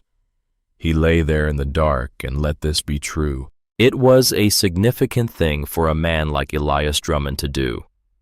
Men like Elias Drummond do not revise fundamental positions easily or quickly. The revision, once it came, would be real and lasting, but the coming of it was not comfortable. Outside, the storm continued in its settled, patient, indifferent way, depositing snow and cold across Silver Hollow with the systematic thoroughness of something that had no opinion about the humans beneath it and no particular concern for their provisions or their certainties or the 3 fingers that one of them had already paid for, not understanding how the cold worked. Day 2 ended. The temperature held at -37. Elias Drummond's cabin stood at approximately 38 degrees Fahrenheit, cold enough to see your breath, cold enough to be dangerous over days, but not yet at the level of immediate crisis. Not yet. In the general store, August Greer was tallying his remaining inventory for the 3rd time that day, not because he expected the numbers to change, but because doing something purposeful with his hands prevented him from dwelling on the thing he had noticed during the brief coordination window he had opened the store for that morning. People had come in for blankets, for candles, for anything that could help them manage on less fuel. He had helped where he could. He had noted who was in what situation. And at no point in the conversation with anyone had anyone mentioned Astrid Valen. Not once. 4 days into a blizzard that was threatening to become a genuine emergency, and no one in Silver Hollow had thought to check on the woman alone on Granite Ridge. August had not thought of it himself until now, sitting alone in his store in the cold that crept in under the door, no matter how he stuffed the gap. And he was not sure whether the oversight represented something ordinary or something that revealed something important about how Silver Hollow had decided to think about Astrid Valen. He thought it might be the latter. He thought it might be both. He closed his ledger. He put his pencil down. He sat for a long time in the cold of his store, looking at nothing in particular while the snow continued to fall in the silence outside, and the storm maintained its patient, settled occupation of the town and the ridge and the country for 50 miles in every direction. Tomorrow, he decided, something was going to have to change. Tomorrow, somebody was going to have to go up that ridge. The question was who. And up on Granite Ridge, in a 14 by 11-foot space carved into the earth with precision and patience, and the inheritance of a Norwegian farmer's understanding of what the ground could give back to the people who learned to ask it properly, Astrid Valen sat at her small table with a book open in front of her, the shepherd's stove burning low and steady, the temperature in her dwelling 63 degrees Fahrenheit, and 30 pounds of firewood remaining from the supply she had brought in before the storm. She had not burned more. She had not needed more. The cave had held. The thermal mass of the limestone had done exactly what her father's notebook had said it would do, and what her own calculations had confirmed, and what the months of observation and building and sealing and adjusting had prepared it to do. The earth had given back what had been asked of it. She turned a page. Outside, the storm continued. She read. Day 3 of the blizzard arrived without ceremony. There was no wind to mark the transition from one terrible day to the next. There was only the snow still falling with the same weighted patience it had maintained since the storm settled in, and the silence that had replaced the wind and the temperature that had not climbed above -37 since the second morning. In Silver Hollow, the silence had a quality that was different from ordinary winter quiet. It was the silence of a town that had stopped moving. No horses on Main Street. No voices between houses. No creak of wagon wheels or footsteps on the packed snow of the boardwalk. just the town still and white and buried, exhaling thin ribbons of chimney smoke into air that was so cold the smoke did not rise so much as it thickened and hung at roofline level like something that had given up on going anywhere. August Greer opened his store at 10 in the morning for 2 hours. He had done the same on day 2. The purpose was not commerce.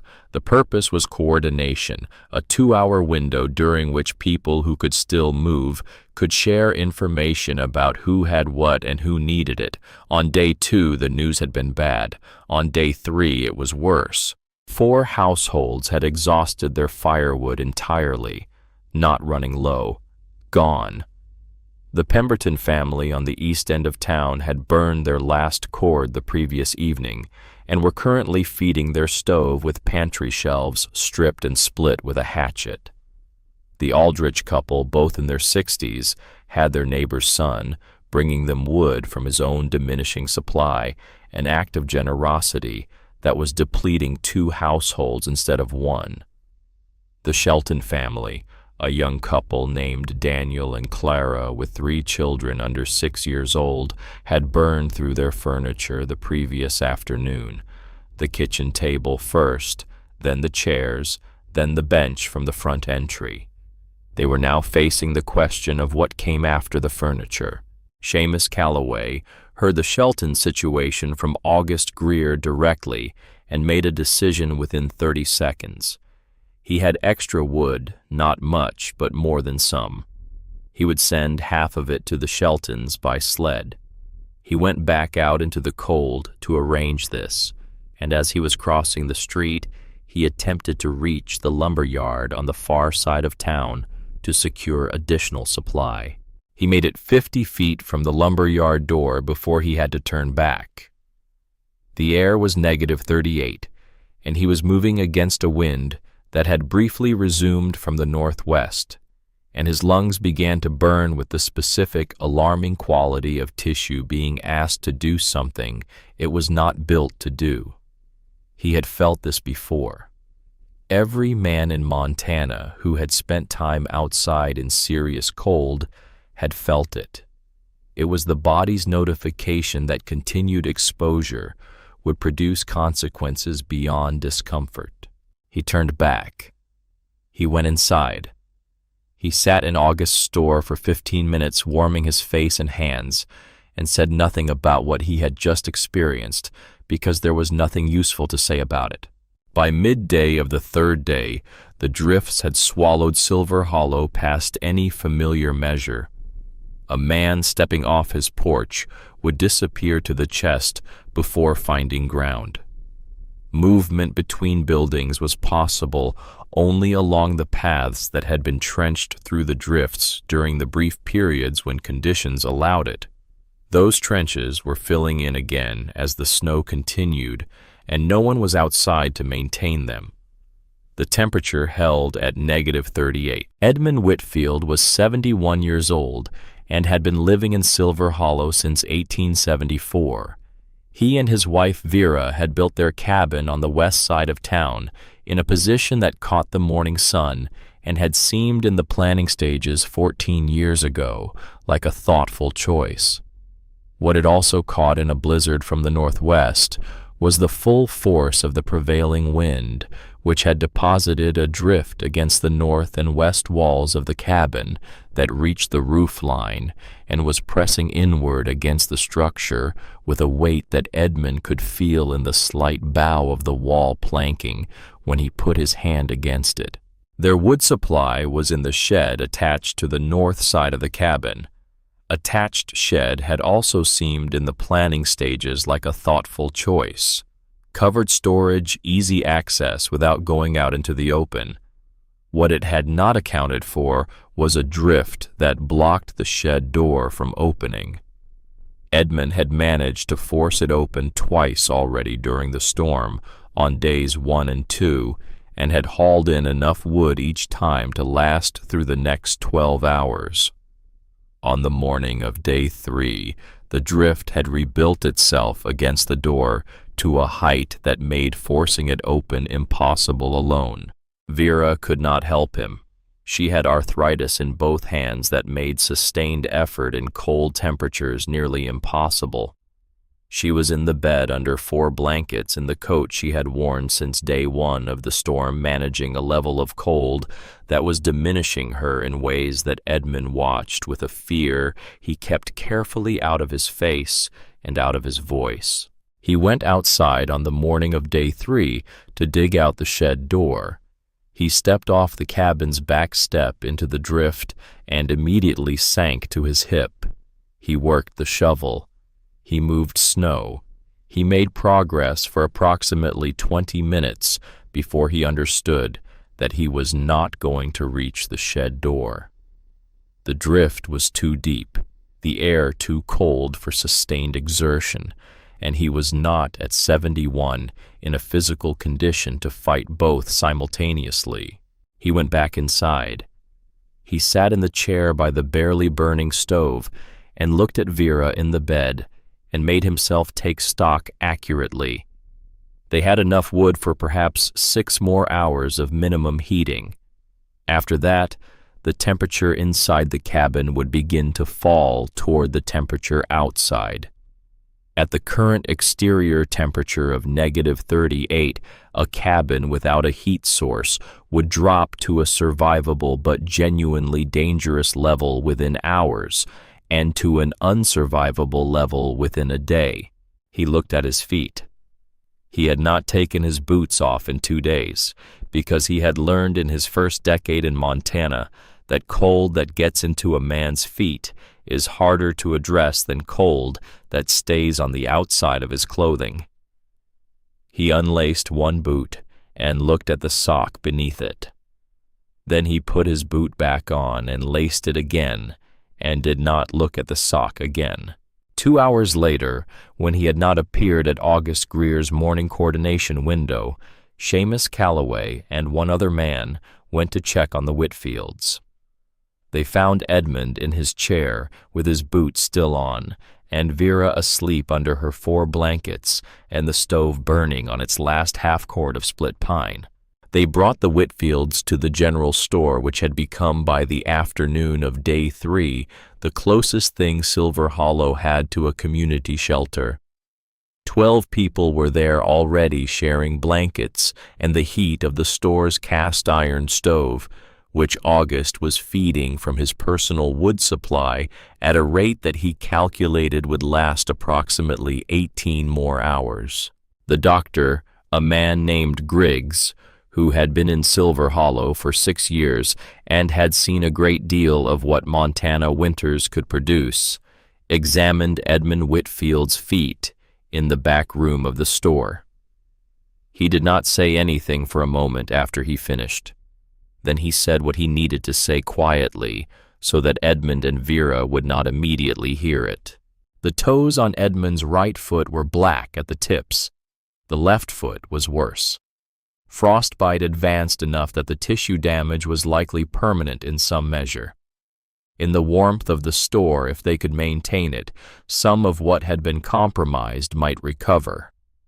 But if Edmund went back into that cold, or if the store's temperature fell significantly, the damage would progress to infection, and infection in those conditions without adequate surgical resources or the sustained warmth required for recovery was the kind of problem that ended with an amputation or worse. August. Greer heard this report and sat for a moment very still behind his counter. Then he opened his ledger to a fresh page and looked at the numbers. 12 people in the store, 2 more at the Aldrich cabin, 3 households he knew of that were managing but barely. His wood supply perhaps 18 hours at current consumption. Temperature outside -39 by the afternoon reading, and the storm showing no signs of movement. He closed the ledger. He looked across the store at the faces of the people sitting on his flour sacks and his cracker barrels, and his chair behind the counter that he had given up to Vera Whitfield because she was older than he was and had been through more than she should have been asked to go through in the past 3 days. And then Rowena Marsh, who had been sitting in the corner nearest the stove since the previous afternoon, who had arrived with two of her boarding house guests and had not left since, who had not said anything substantive in several hours because she was a woman who understood when words were inadequate to a situation, said something. This was the sixth twist, not because what she said was unexpected in its content, but because of who said it and because of what it meant that she was the one to say it. Someone needs to go check on the Vallon woman. She did not say it loudly. She was not performing it. She said it in the voice of a person who has been thinking something for longer than is comfortable and has finally concluded that thinking it silently is no longer sufficient. The room went quiet in a way that was different from the quiet that had been in it before. This was the quiet of people who have just heard something that requires them to notice something they have been not noticing. No one had mentioned Astrid Valen in 4 days. Not once. Not in the store, not in the conversations that August had been part of at the coordination windows, not in any of the exchanges he was aware of between households during the storm. 4 days of a blizzard that was threatening to become a catastrophe, and the woman alone on Granite Ridge had simply not entered the conversation. It was August Greer who said what needed to be said about this, because August Greer was the person in Silver Hollow who kept the most accurate accounts, and accuracy required that the thing be named. "We have not thought of her once," he said. "In 4 days. Not once." The room absorbed this. It was not that they had forgotten she existed. They had not forgotten. They had simply not included her in the category of people who needed to be thought about. She had been in the collective imagination of Silver Hollow since September 14th, something other than a full member of the community. She was the woman in the cave. She was the Norwegian widow with the strange ideas. She was the object of speculation and skepticism and occasional amusement. She was not in the way the other 87 residents were simply a neighbor whose situation in a crisis was automatically part of the calculation. And the fact that she was not had revealed something about Silver Hollow that was harder to look at than the temperature reading outside. No one said this explicitly. They did not need to. It was present in the room as fully as if it had been spoken. Jonas Harlan, who had been sitting in the far corner of the store since the previous evening and had said almost nothing during that time, stood up. "I will go," he said. He said it the way he said most things, without emphasis, without drama, as a simple statement of what was going to happen next. He began gathering what he needed from his pack, which he had kept beside him throughout, because Jonas Harlan did not go anywhere without his pack. He took snowshoes from the rack by the store door, the good ones he had made himself from bent ash and rawhide, lacing the product of 30 years of refinement towards something that worked better than anything available for purchase. He lashed them on with the efficiency of someone for whom this was entirely automatic. He took a coil of rope. He took the emergency sled that he kept folded against the outer wall of the store, because Jonas Harlan's habit of preparing for things before they happened was exactly the quality that had kept him alive and functional in these mountains for 3 decades. He went out into the cold and the snow and the silence. The trail to Granite Ridge that Jonas Harlan knew well enough to have followed in the dark, which he sometimes had, was under 4 feet of snow. The switchback path that in clear conditions took 40 minutes to climb took him nearly 3 hours. He was breaking trail through snow that came to his waist, even with the snowshoes lifting each foot and pressing it forward and down with the deliberate, measured effort of a man who understood that the difference between making it to the top and not making it to the top was entirely in the management of his own energy expenditure. He did not hurry. Hurrying in these conditions was how men died. He thought as he climbed about what he expected to find. He had been watching Granite Ridge from his trapping routes for 4 months. He had seen the smoke from the stovepipe through October and November and December, and into January, always thin, always consistent. The smoke of a small fire maintained with precision rather than a large one, burning with desperation. He had seen the cleared path at the cave entrance after snowfalls. He had seen on his last pass before the storm hit that the area under the overhang was stacked with split wood to a depth that told him she had been preparing for exactly this kind of event with the same systematic attention she brought to everything else. He did not expect to find her frozen. He did not expect to find the cave collapsed or abandoned. What he expected was something close to what he found, but expecting something and finding it are different experiences, and what he found when he crested the last rise and saw the cave entrance was still capable of stopping him for a moment in the snow. The overhang had done its work. Under 14 feet of rock projection, while the surrounding hillside had been buried under 4 feet of snow that had obliterated every feature of the landscape, the area immediately around the cave entrance was clear. Not entirely, not perfectly. There was snow that had drifted in at the edges, but someone had been maintaining it. The path had been cleared and reclosed by drifting and cleared again, the evidence visible in the layered shoveling marks at the margins. The stovepipe where it exited the cave near the entrance was producing smoke. Thin, steady, controlled, he called out. A moment of silence. Then the sound of movement inside. Then the inner door, and then the outer panel of the airlock entry opened, and Astrid Valen stood in the shelter of the overhang, looking at Jonas Harlan with an expression that was genuinely surprised. Not frightened. Not relieved in the way of someone who has been in distress. Surprised in the way of someone who has been going about their business and has been interrupted by something unexpected. She looked at the snowshoes and the rope and the sled. "Mr. Harlan," she said, "is everyone all right in town?" He stepped inside. What Jonas Harlan experienced when he entered Astrid Valen's cave dwelling on the morning of day 5 of the blizzard was the kind of moment that rearranges a person's reference points permanently.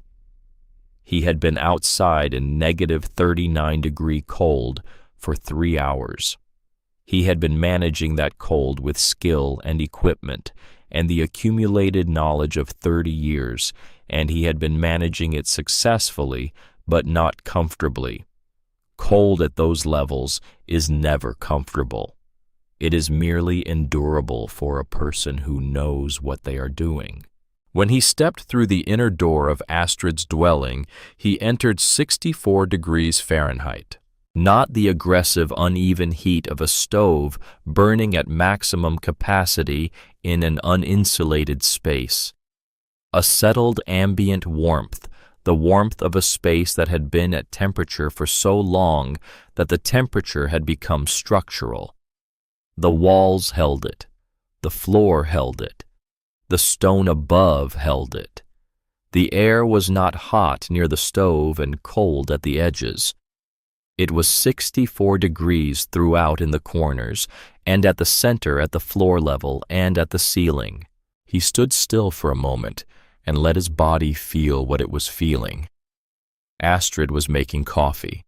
She had put the pot on the stove when she heard him call out before she opened the door, because she was the kind of person who understood that someone coming in from 3 hours in negative 39-degree cold would want something warm, and that there was no reason to make them wait for it. He sat on the stool she kept for visitors. He looked around the space with the careful observational attention he applied to everything, and he noted what was not there as much as what was. No ice on the walls, no moisture dripping from the ceiling, no frost on the window of the small lamp she kept burning near her reading table, No smell of mildew or smoke accumulation or the particular damp wood smell that pervaded every cabin in Silver Hollow by midwinter. The air was clean. The ventilation system was doing exactly what it had been designed to do. He looked at the wood supply stacked along the inner wall of the airlock entry space. "How much have you burned?" he asked. 30 pounds, she said. "In 4 days. I have been keeping the fire small. The cave holds well enough that I do not need much." He did not respond immediately. He was doing the calculation, and the calculation required a moment. 30 pounds of wood in 4 days. He knew because he had been in August Greer's store enough to hear the conversations and see the ledger entries that Elias Drummond had consumed close to 400 pounds attempting to maintain a survivable temperature in his cabin during the same period. The mathematics were not merely striking. They were the kind of numbers that reframed everything around them. He accepted the coffee she handed him. He told her about Edmund Whitfield's feat. He told her about the 4 families without fuel.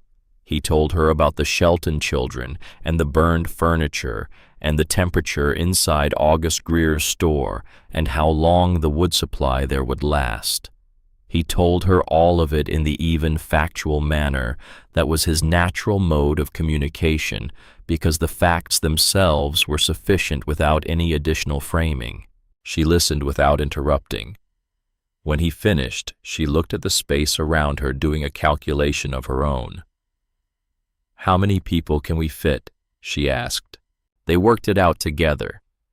The living space was 14 by 11 feet, which was small, but the thermal properties of the cave meant that more people would actually improve the temperature situation rather than strain it. Human bodies generate heat. In a well-insulated space with sufficient thermal mass that additional heat would be absorbed and retained rather than lost. She had food supplies for several days for one person, which at rationed portions could extend to feed more people for less time. She had unlimited water from the spring.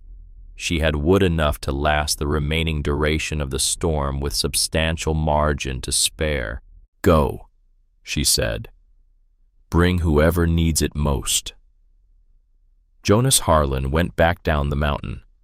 The descent was faster than the ascent following the trail he had broken on the way up, and he was back in Silver Hollow within 90 minutes. He went directly to August Greer's store, came inside, pulled off his snowshoes, and told the room what he had found. He did not editorialize. He said the temperature inside was 64 degrees. He said she had burned 30 pounds of wood in 4 days. He said there was room for people and food enough for several days at rationed portions. He said she had told him to come back with whoever needed it most. The room was quiet for a moment. Then several things happened at once. The practical reorganization of people who have been presented with a solution and are converting from the mode of endurance to the mode of action. August Greer was on his feet.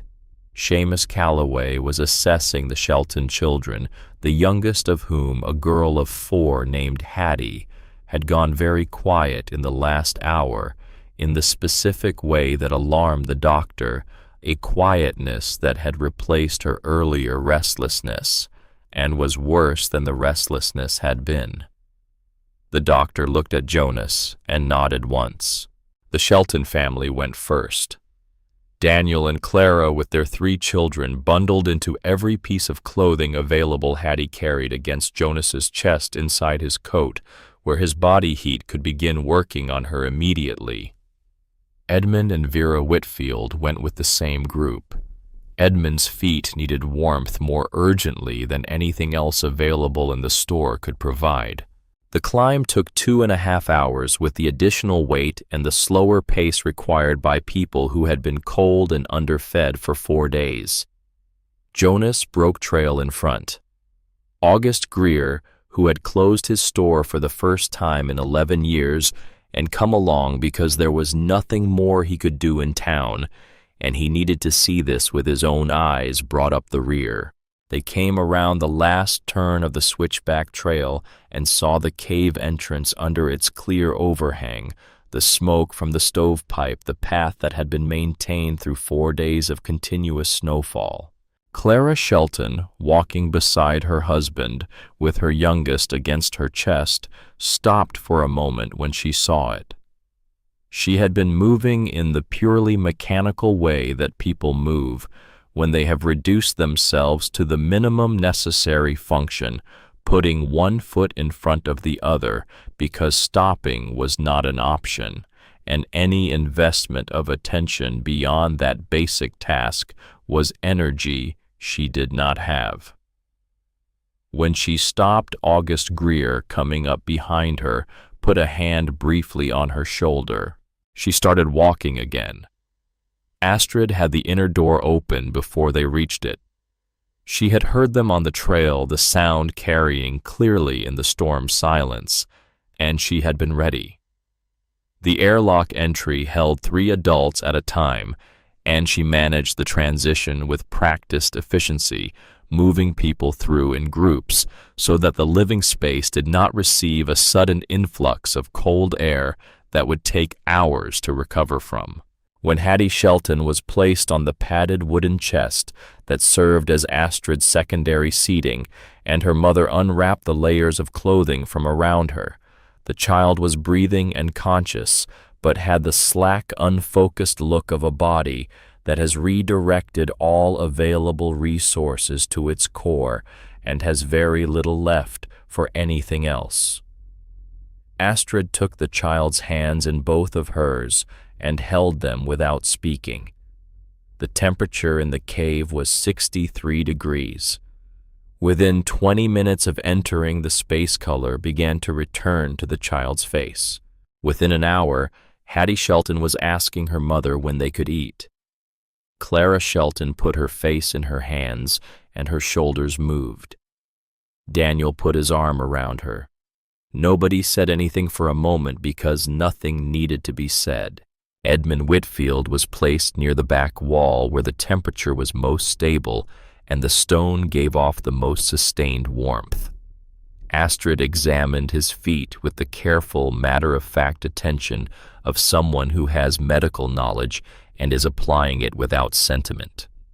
She had supplies in her root cellar, specific ones, a poultice she had prepared months ago from ingredients available in Montana that she had read about in a medical journal and had included in her preparation stores for the same reason she had included everything else, because the preparation was the entire point. She applied what she had and wrapped both feet in clean cloth from her supply stores and told Edmund Whitfield to stay off them and let the warmth do its work. He looked at her from the bed she had arranged for him against the side wall. "You thought of this too," he said. It was not a question. "I tried to think of most things," she said. Jonas Harlan made 3 more trips down the mountain and back up during the remainder of that day and into the early evening. Each trip he brought whoever the situation on the ground identified as most urgent. By the time darkness fell on day 5, there were 14 people in Astrid Valen's cave dwelling. 14 people in a space of 14 by 11 feet. It should have been, by any conventional calculation, untenable. Crowded, uncomfortable tents with the stress of too many people in too small a space under too much pressure. It was not any of those things.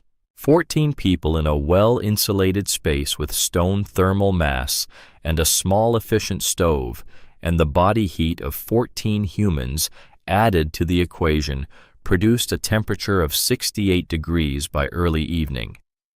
3 of the younger children had removed their outer layers. Vera Whitfield had unwrapped the coat she had worn for 4 consecutive days and folded it carefully and placed it under Edmund's feet as additional cushioning. The soup pot went onto the stove at 4 in the afternoon. Astrid had potatoes and carrots and salt pork and dried beans in her root cellar stored at a consistent 48 degrees since October, and she cooked with the efficiency of someone managing finite resources carefully, which she was. The portions were not large, but they were hot, and they were enough, and in the context of what the previous 4 days had been enough, was extraordinary. The children ate first, then the adults, then Astrid herself last at the edge of her small table that now had 5 people arranged around it in configurations that would not have been comfortable in any other circumstances, but felt in this one like something approaching abundance. The conversation was quiet. Not the quiet of people who have nothing to say, but the quiet of people who are spending their energy on being present rather than on filling the air. Some spoke in low voices. Some sat in the particular stillness of people who are experiencing relief after genuine fear and need time to let the one displace the other. 2 of the adults wept at some point during that evening, not dramatically, the way adults weep when they believe they are being private about it and the people around them extend the courtesy of allowing the belief. Seamus Calloway sat near the stove with his back against the cave wall and his long legs folded against his chest, and looked at the drainage channels cut in the limestone floor, visible at the gap between the elevated floorboards and the cave wall. He looked at the false wall construction. He looked at the smoke hood above the stove and the pipe running along the ceiling to the entrance. He looked at these things with the attention of a man who understands construction and is understanding piece by piece and in sequence how each decision fits into a whole that is more considered than anything he had assumed it would be when he had dismissed it from the comfortable distance of his professional certainty. He did not speak for a long time. When he did, he spoke to Astrid, who was at the stove adjusting the draft. "This is better engineering than most houses in Silver Hollow," he said. "You've thought of everything." He said it without qualification. The professional's highest compliment offered with the complete absence of ego that only comes when the evidence has left no room for it. Astrid looked at him for a moment. "I thought of most things," she said. "The crack in the north vault surprised me in October. How did you seal it? Limestone dust and linseed oil, from the interior and the exterior both." He nodded slowly. "That would hold. That would hold very well." Then he was quiet again, but the quality of the quiet had changed. It was the quiet of a man who has added something significant to his understanding and is allowing it to settle into its proper position.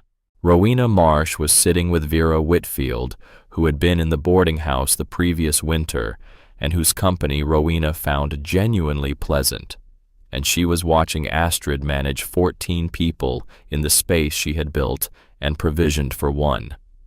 Watching her check on the children, manage the stove portion, the food maintain, the ventilation attend to Edmund's feet, answer questions direct. Jonas Harlan's entry and exit without letting cold air breach the living space, all of it simultaneously, all of it, without the quality of effort that would have been visible if any of it had been improvised. None of this had been improvised. All of it had been prepared for. The supplies, the layout, the root cellar depth, the wood supply, the medical kit, the cooking capacity, the airlock entry designed to prevent temperature loss during transitions. Astrid had prepared for a version of this scenario, not this exact scenario, but the general category of severe winter emergency requiring shelter for more than one person with the same systematic thoroughness she had applied to every other element of what she had built. Rowena Marsh was a woman who respected competence deeply because she had spent her adult life building and managing a functioning boarding house in a frontier town, which was not a simple undertaking, and she understood what it meant to operate a complex domestic enterprise well under pressure. She was watching someone operate something considerably more complex, under considerably greater pressure, with a calm that was not performed. It was not the calm of someone who was not feeling the weight of the situation. It was the calm of someone whose preparation was sufficient to the situation, and who therefore had the stability to give each moment what it needed. She said what she said quietly, not as a public statement, as something she needed to say directly to the person it was about. "You were meant for this life. I see that now." Astrid turned from the stove and looked at Rowena Marsh for a moment. "I was meant to understand it," she said. "Anyone can be meant for this life. It only requires the patience to learn what the earth already knows." Rowena considered this. Then she said, "I was not charitable to you." "No," Astrid said, "I should have been." "Yes." There was a pause. "Well," Rowena said. "Well," Astrid agreed. And that was in the economy of two capable women who understood each other's language precisely entirely sufficient. Elias Drummond arrived with the third group Jonas brought up late in the afternoon of day 5. He came in through the airlock and stood for a moment in the inner doorway before stepping fully into the living space. He was wearing every layer he owned, and his left hand was wrapped in cloth to keep the stumps of his missing fingers from the worst of the cold. But he was ambulatory and essentially functional, which was more than could be said for Edmund Whitfield, who was on the arranged bed against the side wall with Vera beside him, and more color in his face than he had shown in 4 days. Elias stood in the doorway and felt the temperature of the space he was entering. He stood there for what was probably 15 seconds, but felt longer to everyone who watched him. Then he stepped inside. He did not take the most convenient available space. He moved to the wall, the limestone wall of the cave itself, and he sat down on the floor with his back against the stone. The stone was warm. Not warm the way a fire is warm, not the localized aggressive warmth of something burning. Warm the way the earth is warm when you understand what the earth is, a body that has been holding heat at its core for longer than anyone can calculate, releasing it with infinite patience into anything that comes into sustained contact with it. He put his left hand, the 3-fingered one, flat against the wall. He sat there for a long time. This was the 7th twist, the one that closed the circle that had opened in September when Elias Drummond had held up his ruined hand outside August Greer's store and told Astrid Valen that she was building herself an icebox. The circle closed, not with an argument, not with a public reversal, not with anything that required an audience or a formal occasion. It closed in the simple private act of a man sitting with his back against a warm limestone wall in a storm that should have killed him, pressing the stumps of his absent fingers against the rock that was doing exactly what he had told a woman it could not do. He did not speak for a long time. The conversations around him continued, the low voices, the children's quiet questions, the sound of soup being ladled into a second round of bowls, the particular domestic sounds of 14 people managing a shared space with the mutual consideration that people develop quickly when they understand their circumstances require it. When he spoke without looking at anyone in particular. He looked at the wall across from him, at the stone that Astrid's ceiling beams were notched into, at the evidence of a plan executed with precision across months of solitary work. "I was wrong," he said.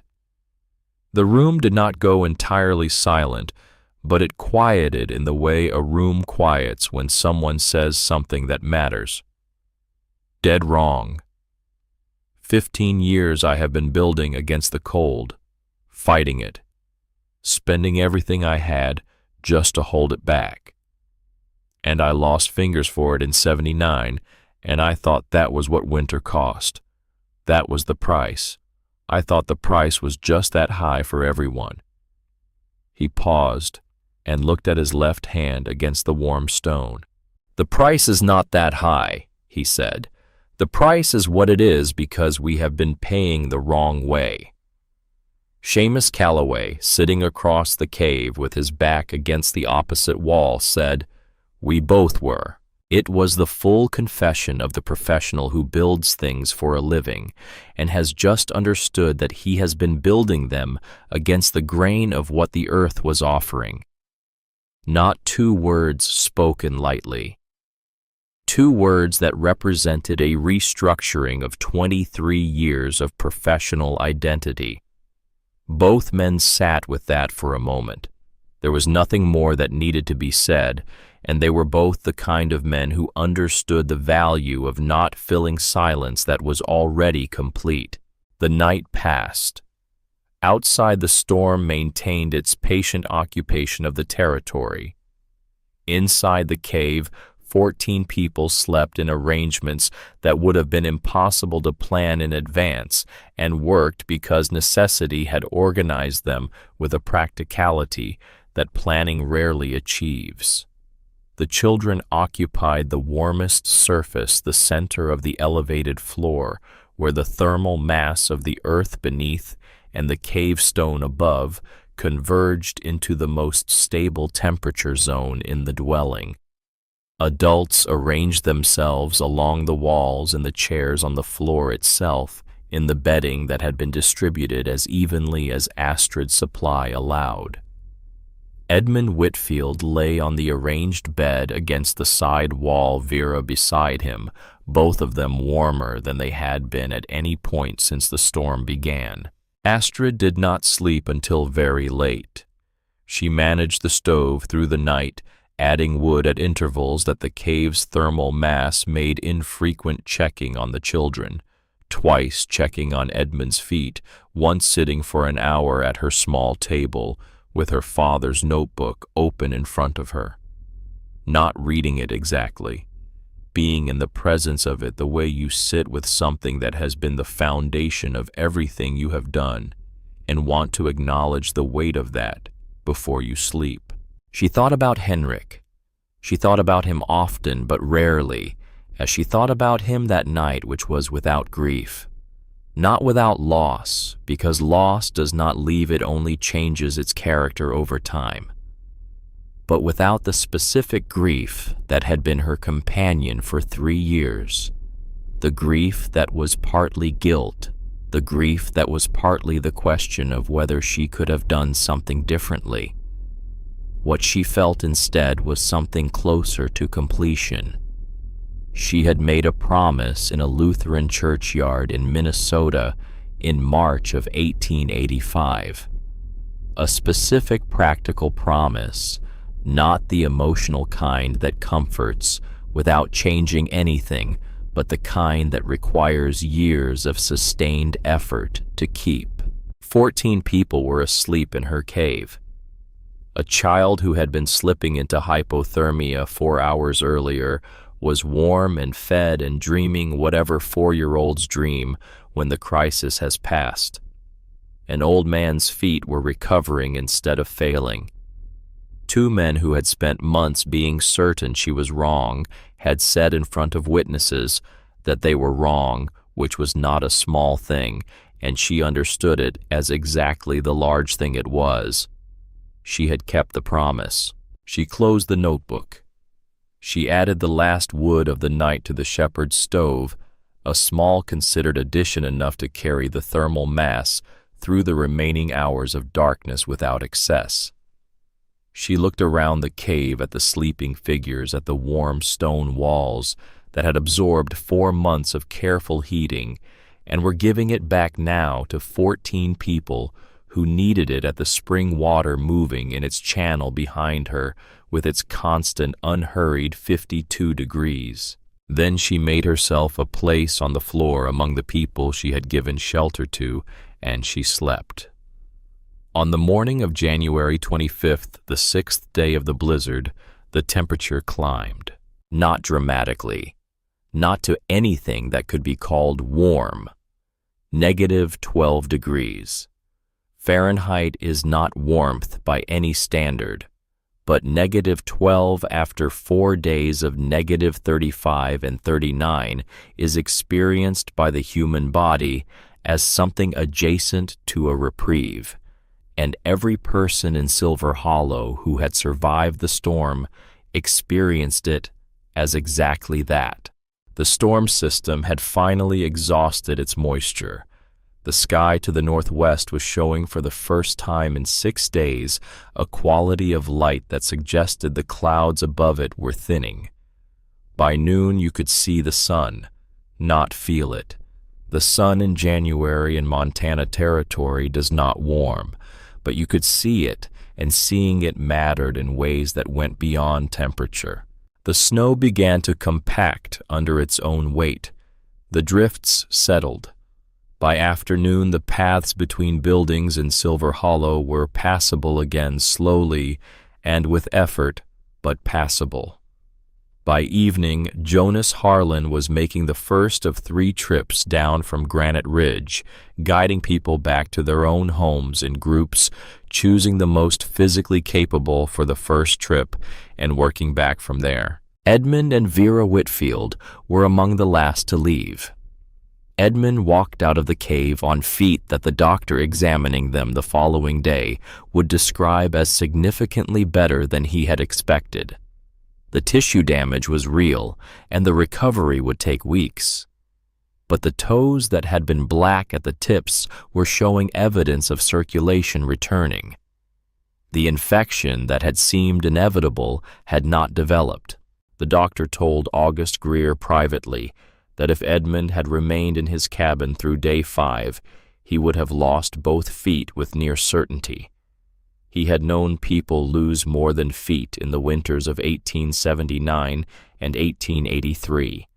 He had done what needed to be done under those conditions, and he had not had the materials or the ambient temperature required to do it well. The cave had provided what his office could not. August wrote this in his ledger. He wrote a great deal in his ledger in the days following the blizzard, recording what had happened with the same careful precision he brought to his inventory counts and his sales figures. He felt genuinely and without sentimentality that the record needed to be accurate, that what had happened on Granite Ridge during 5 days in January of 1888 was the kind of thing that should be described precisely rather than allowed to become legend, because legends lose their practical instruction in the process of becoming them. And the practical instruction was what mattered. What Astrid Valen had done was not a legend. It was a demonstration, a systematic, reproducible demonstration of principles that worked and that could be applied by other people in other situations if the record was accurate enough to serve as a guide. He made sure the record was accurate. Spring came to Silver Hollow in March, and the snow began its retreat from the valley floor, then more slowly from the ridge faces, then finally and reluctantly from the north-facing slopes where it had packed itself deepest. By the time the ground was soft enough to work, 7 families in Silver Hollow had begun conversations about excavating into the hillsides around town. Not all of them, and not all at once.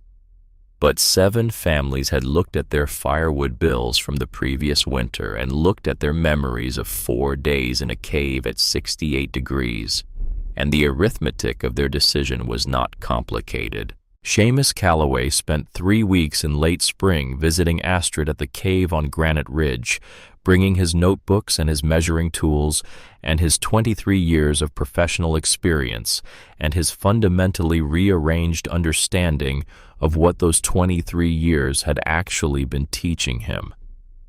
He documented everything: the wall construction, the drainage system, the stove placement calculation, the airlock design and its thermal function, the ceiling beam notching method and why it worked, the thermal mass mathematics that Astrid could explain in terms he recognized from structural engineering and that he could translate into the practical language of his trade.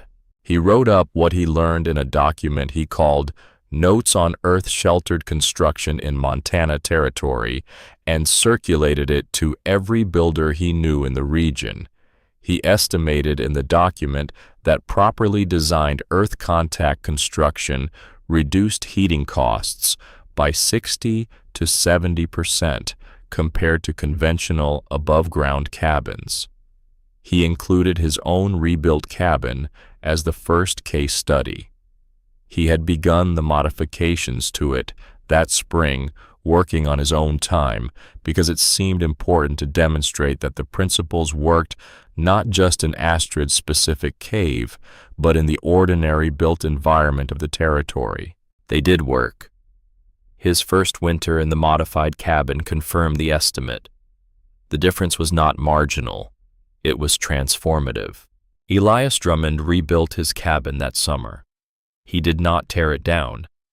He modified it in the ways the previous winter had taught him were necessary, with the specificity of a man who had done the thinking during 2 days of lying under blankets in the dark and was not interested in doing it again. He packed the north wall with earth to the roof line. He lowered the ceiling by 18 inches, reducing the interior volume and therefore the thermal demand. He packed the roof cavity with the grass and clay insulation mixture that Astrid had described and Seamus had documented. He replaced his old stove with a shepherd stove, an exact duplicate of Astrid's purchased from the same supplier in Billings, and positioned it against the north wall where the modified earth contact was greatest. The following winter, his firewood consumption dropped from 4 cords to 1.5. His wife told anyone who asked that the cabin was warmer in February than it had ever been in October under the old design. His left hand still ached in cold weather. That was not something better construction could address. But the cold that reached his left hand was significantly less, and the difference between that lesser cold and the cold he had endured for 15 winters was enough to matter in the way that daily physical comfort accumulated over months always matters. Silver Hollow grew. By 1890, its population had reached 134, and it was known throughout the territory as an unusual place, unusual because its newer buildings had an unusual relationship with the hillsides around it. Built partially into slopes, roof lines that were grass-covered rather than shingled. The low, settled look of structures that were part of the landscape they occupied rather than imposed upon it. Travelers remarked on it. Occasionally, someone wrote about it in a regional paper describing the architecture without entirely understanding its origins.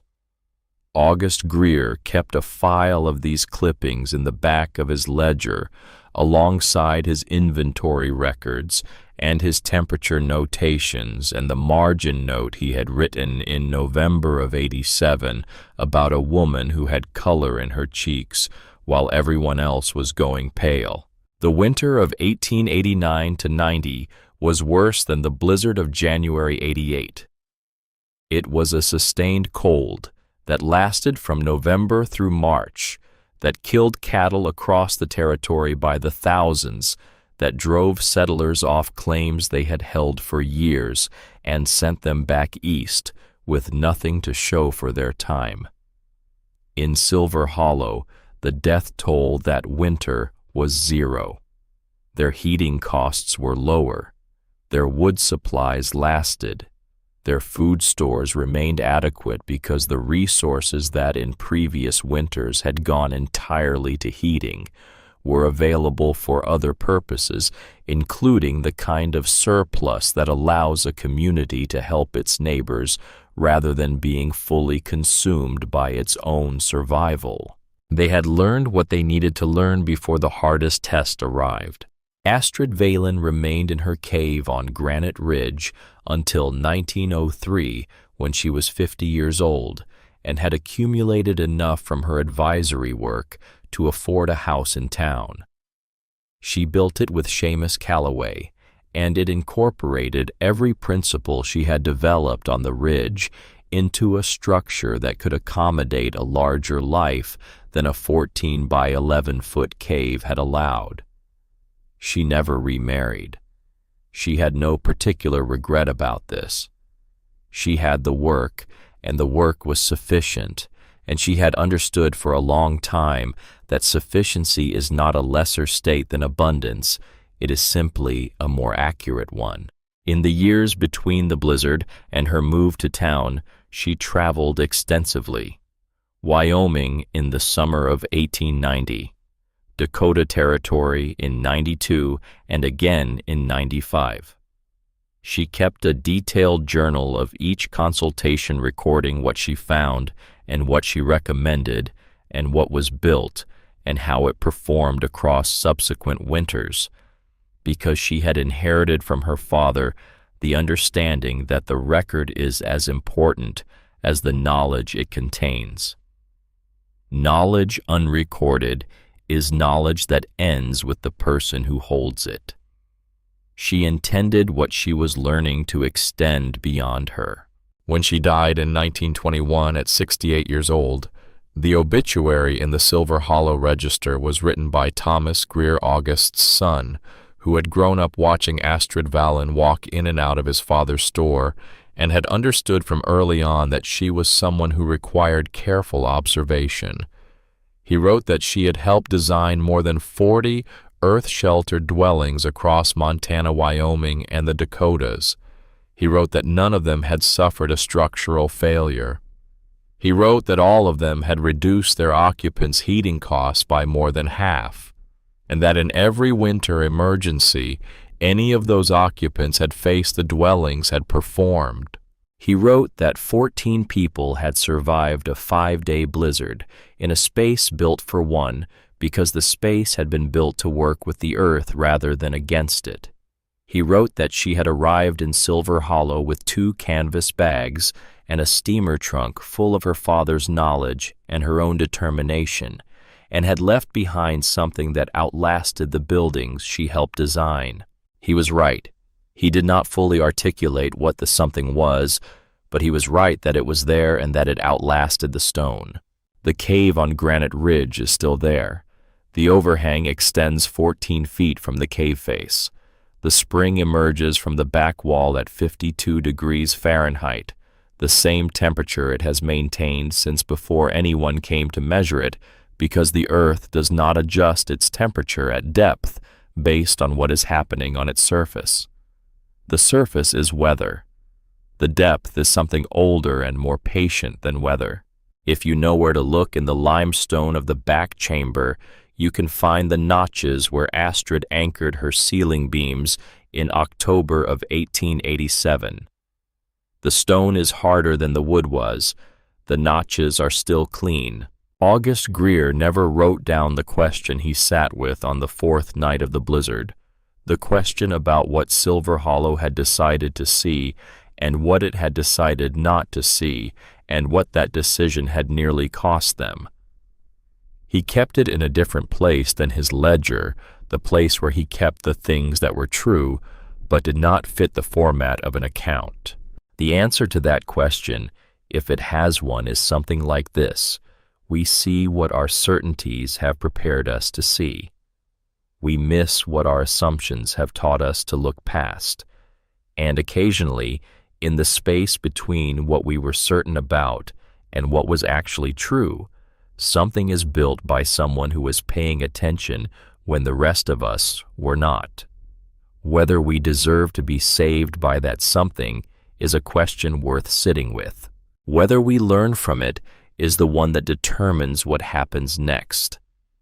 Astrid Valen learned from everything, not as a talent, not as a natural gift that some people have and others do not, but as a practice daily and deliberate and chosen the way her father had practiced it before her and had passed the practice to her in a small leather notebook worn smooth at the corners by 40 years of handling.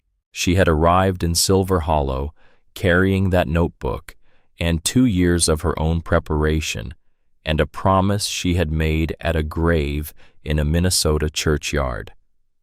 She had built something that worked in conditions designed to defeat it. She had kept the promise. The cave is still there. The spring still runs at 52 degrees. The notches in the limestone are still clean. The practice is available to anyone. The winter is coming regardless.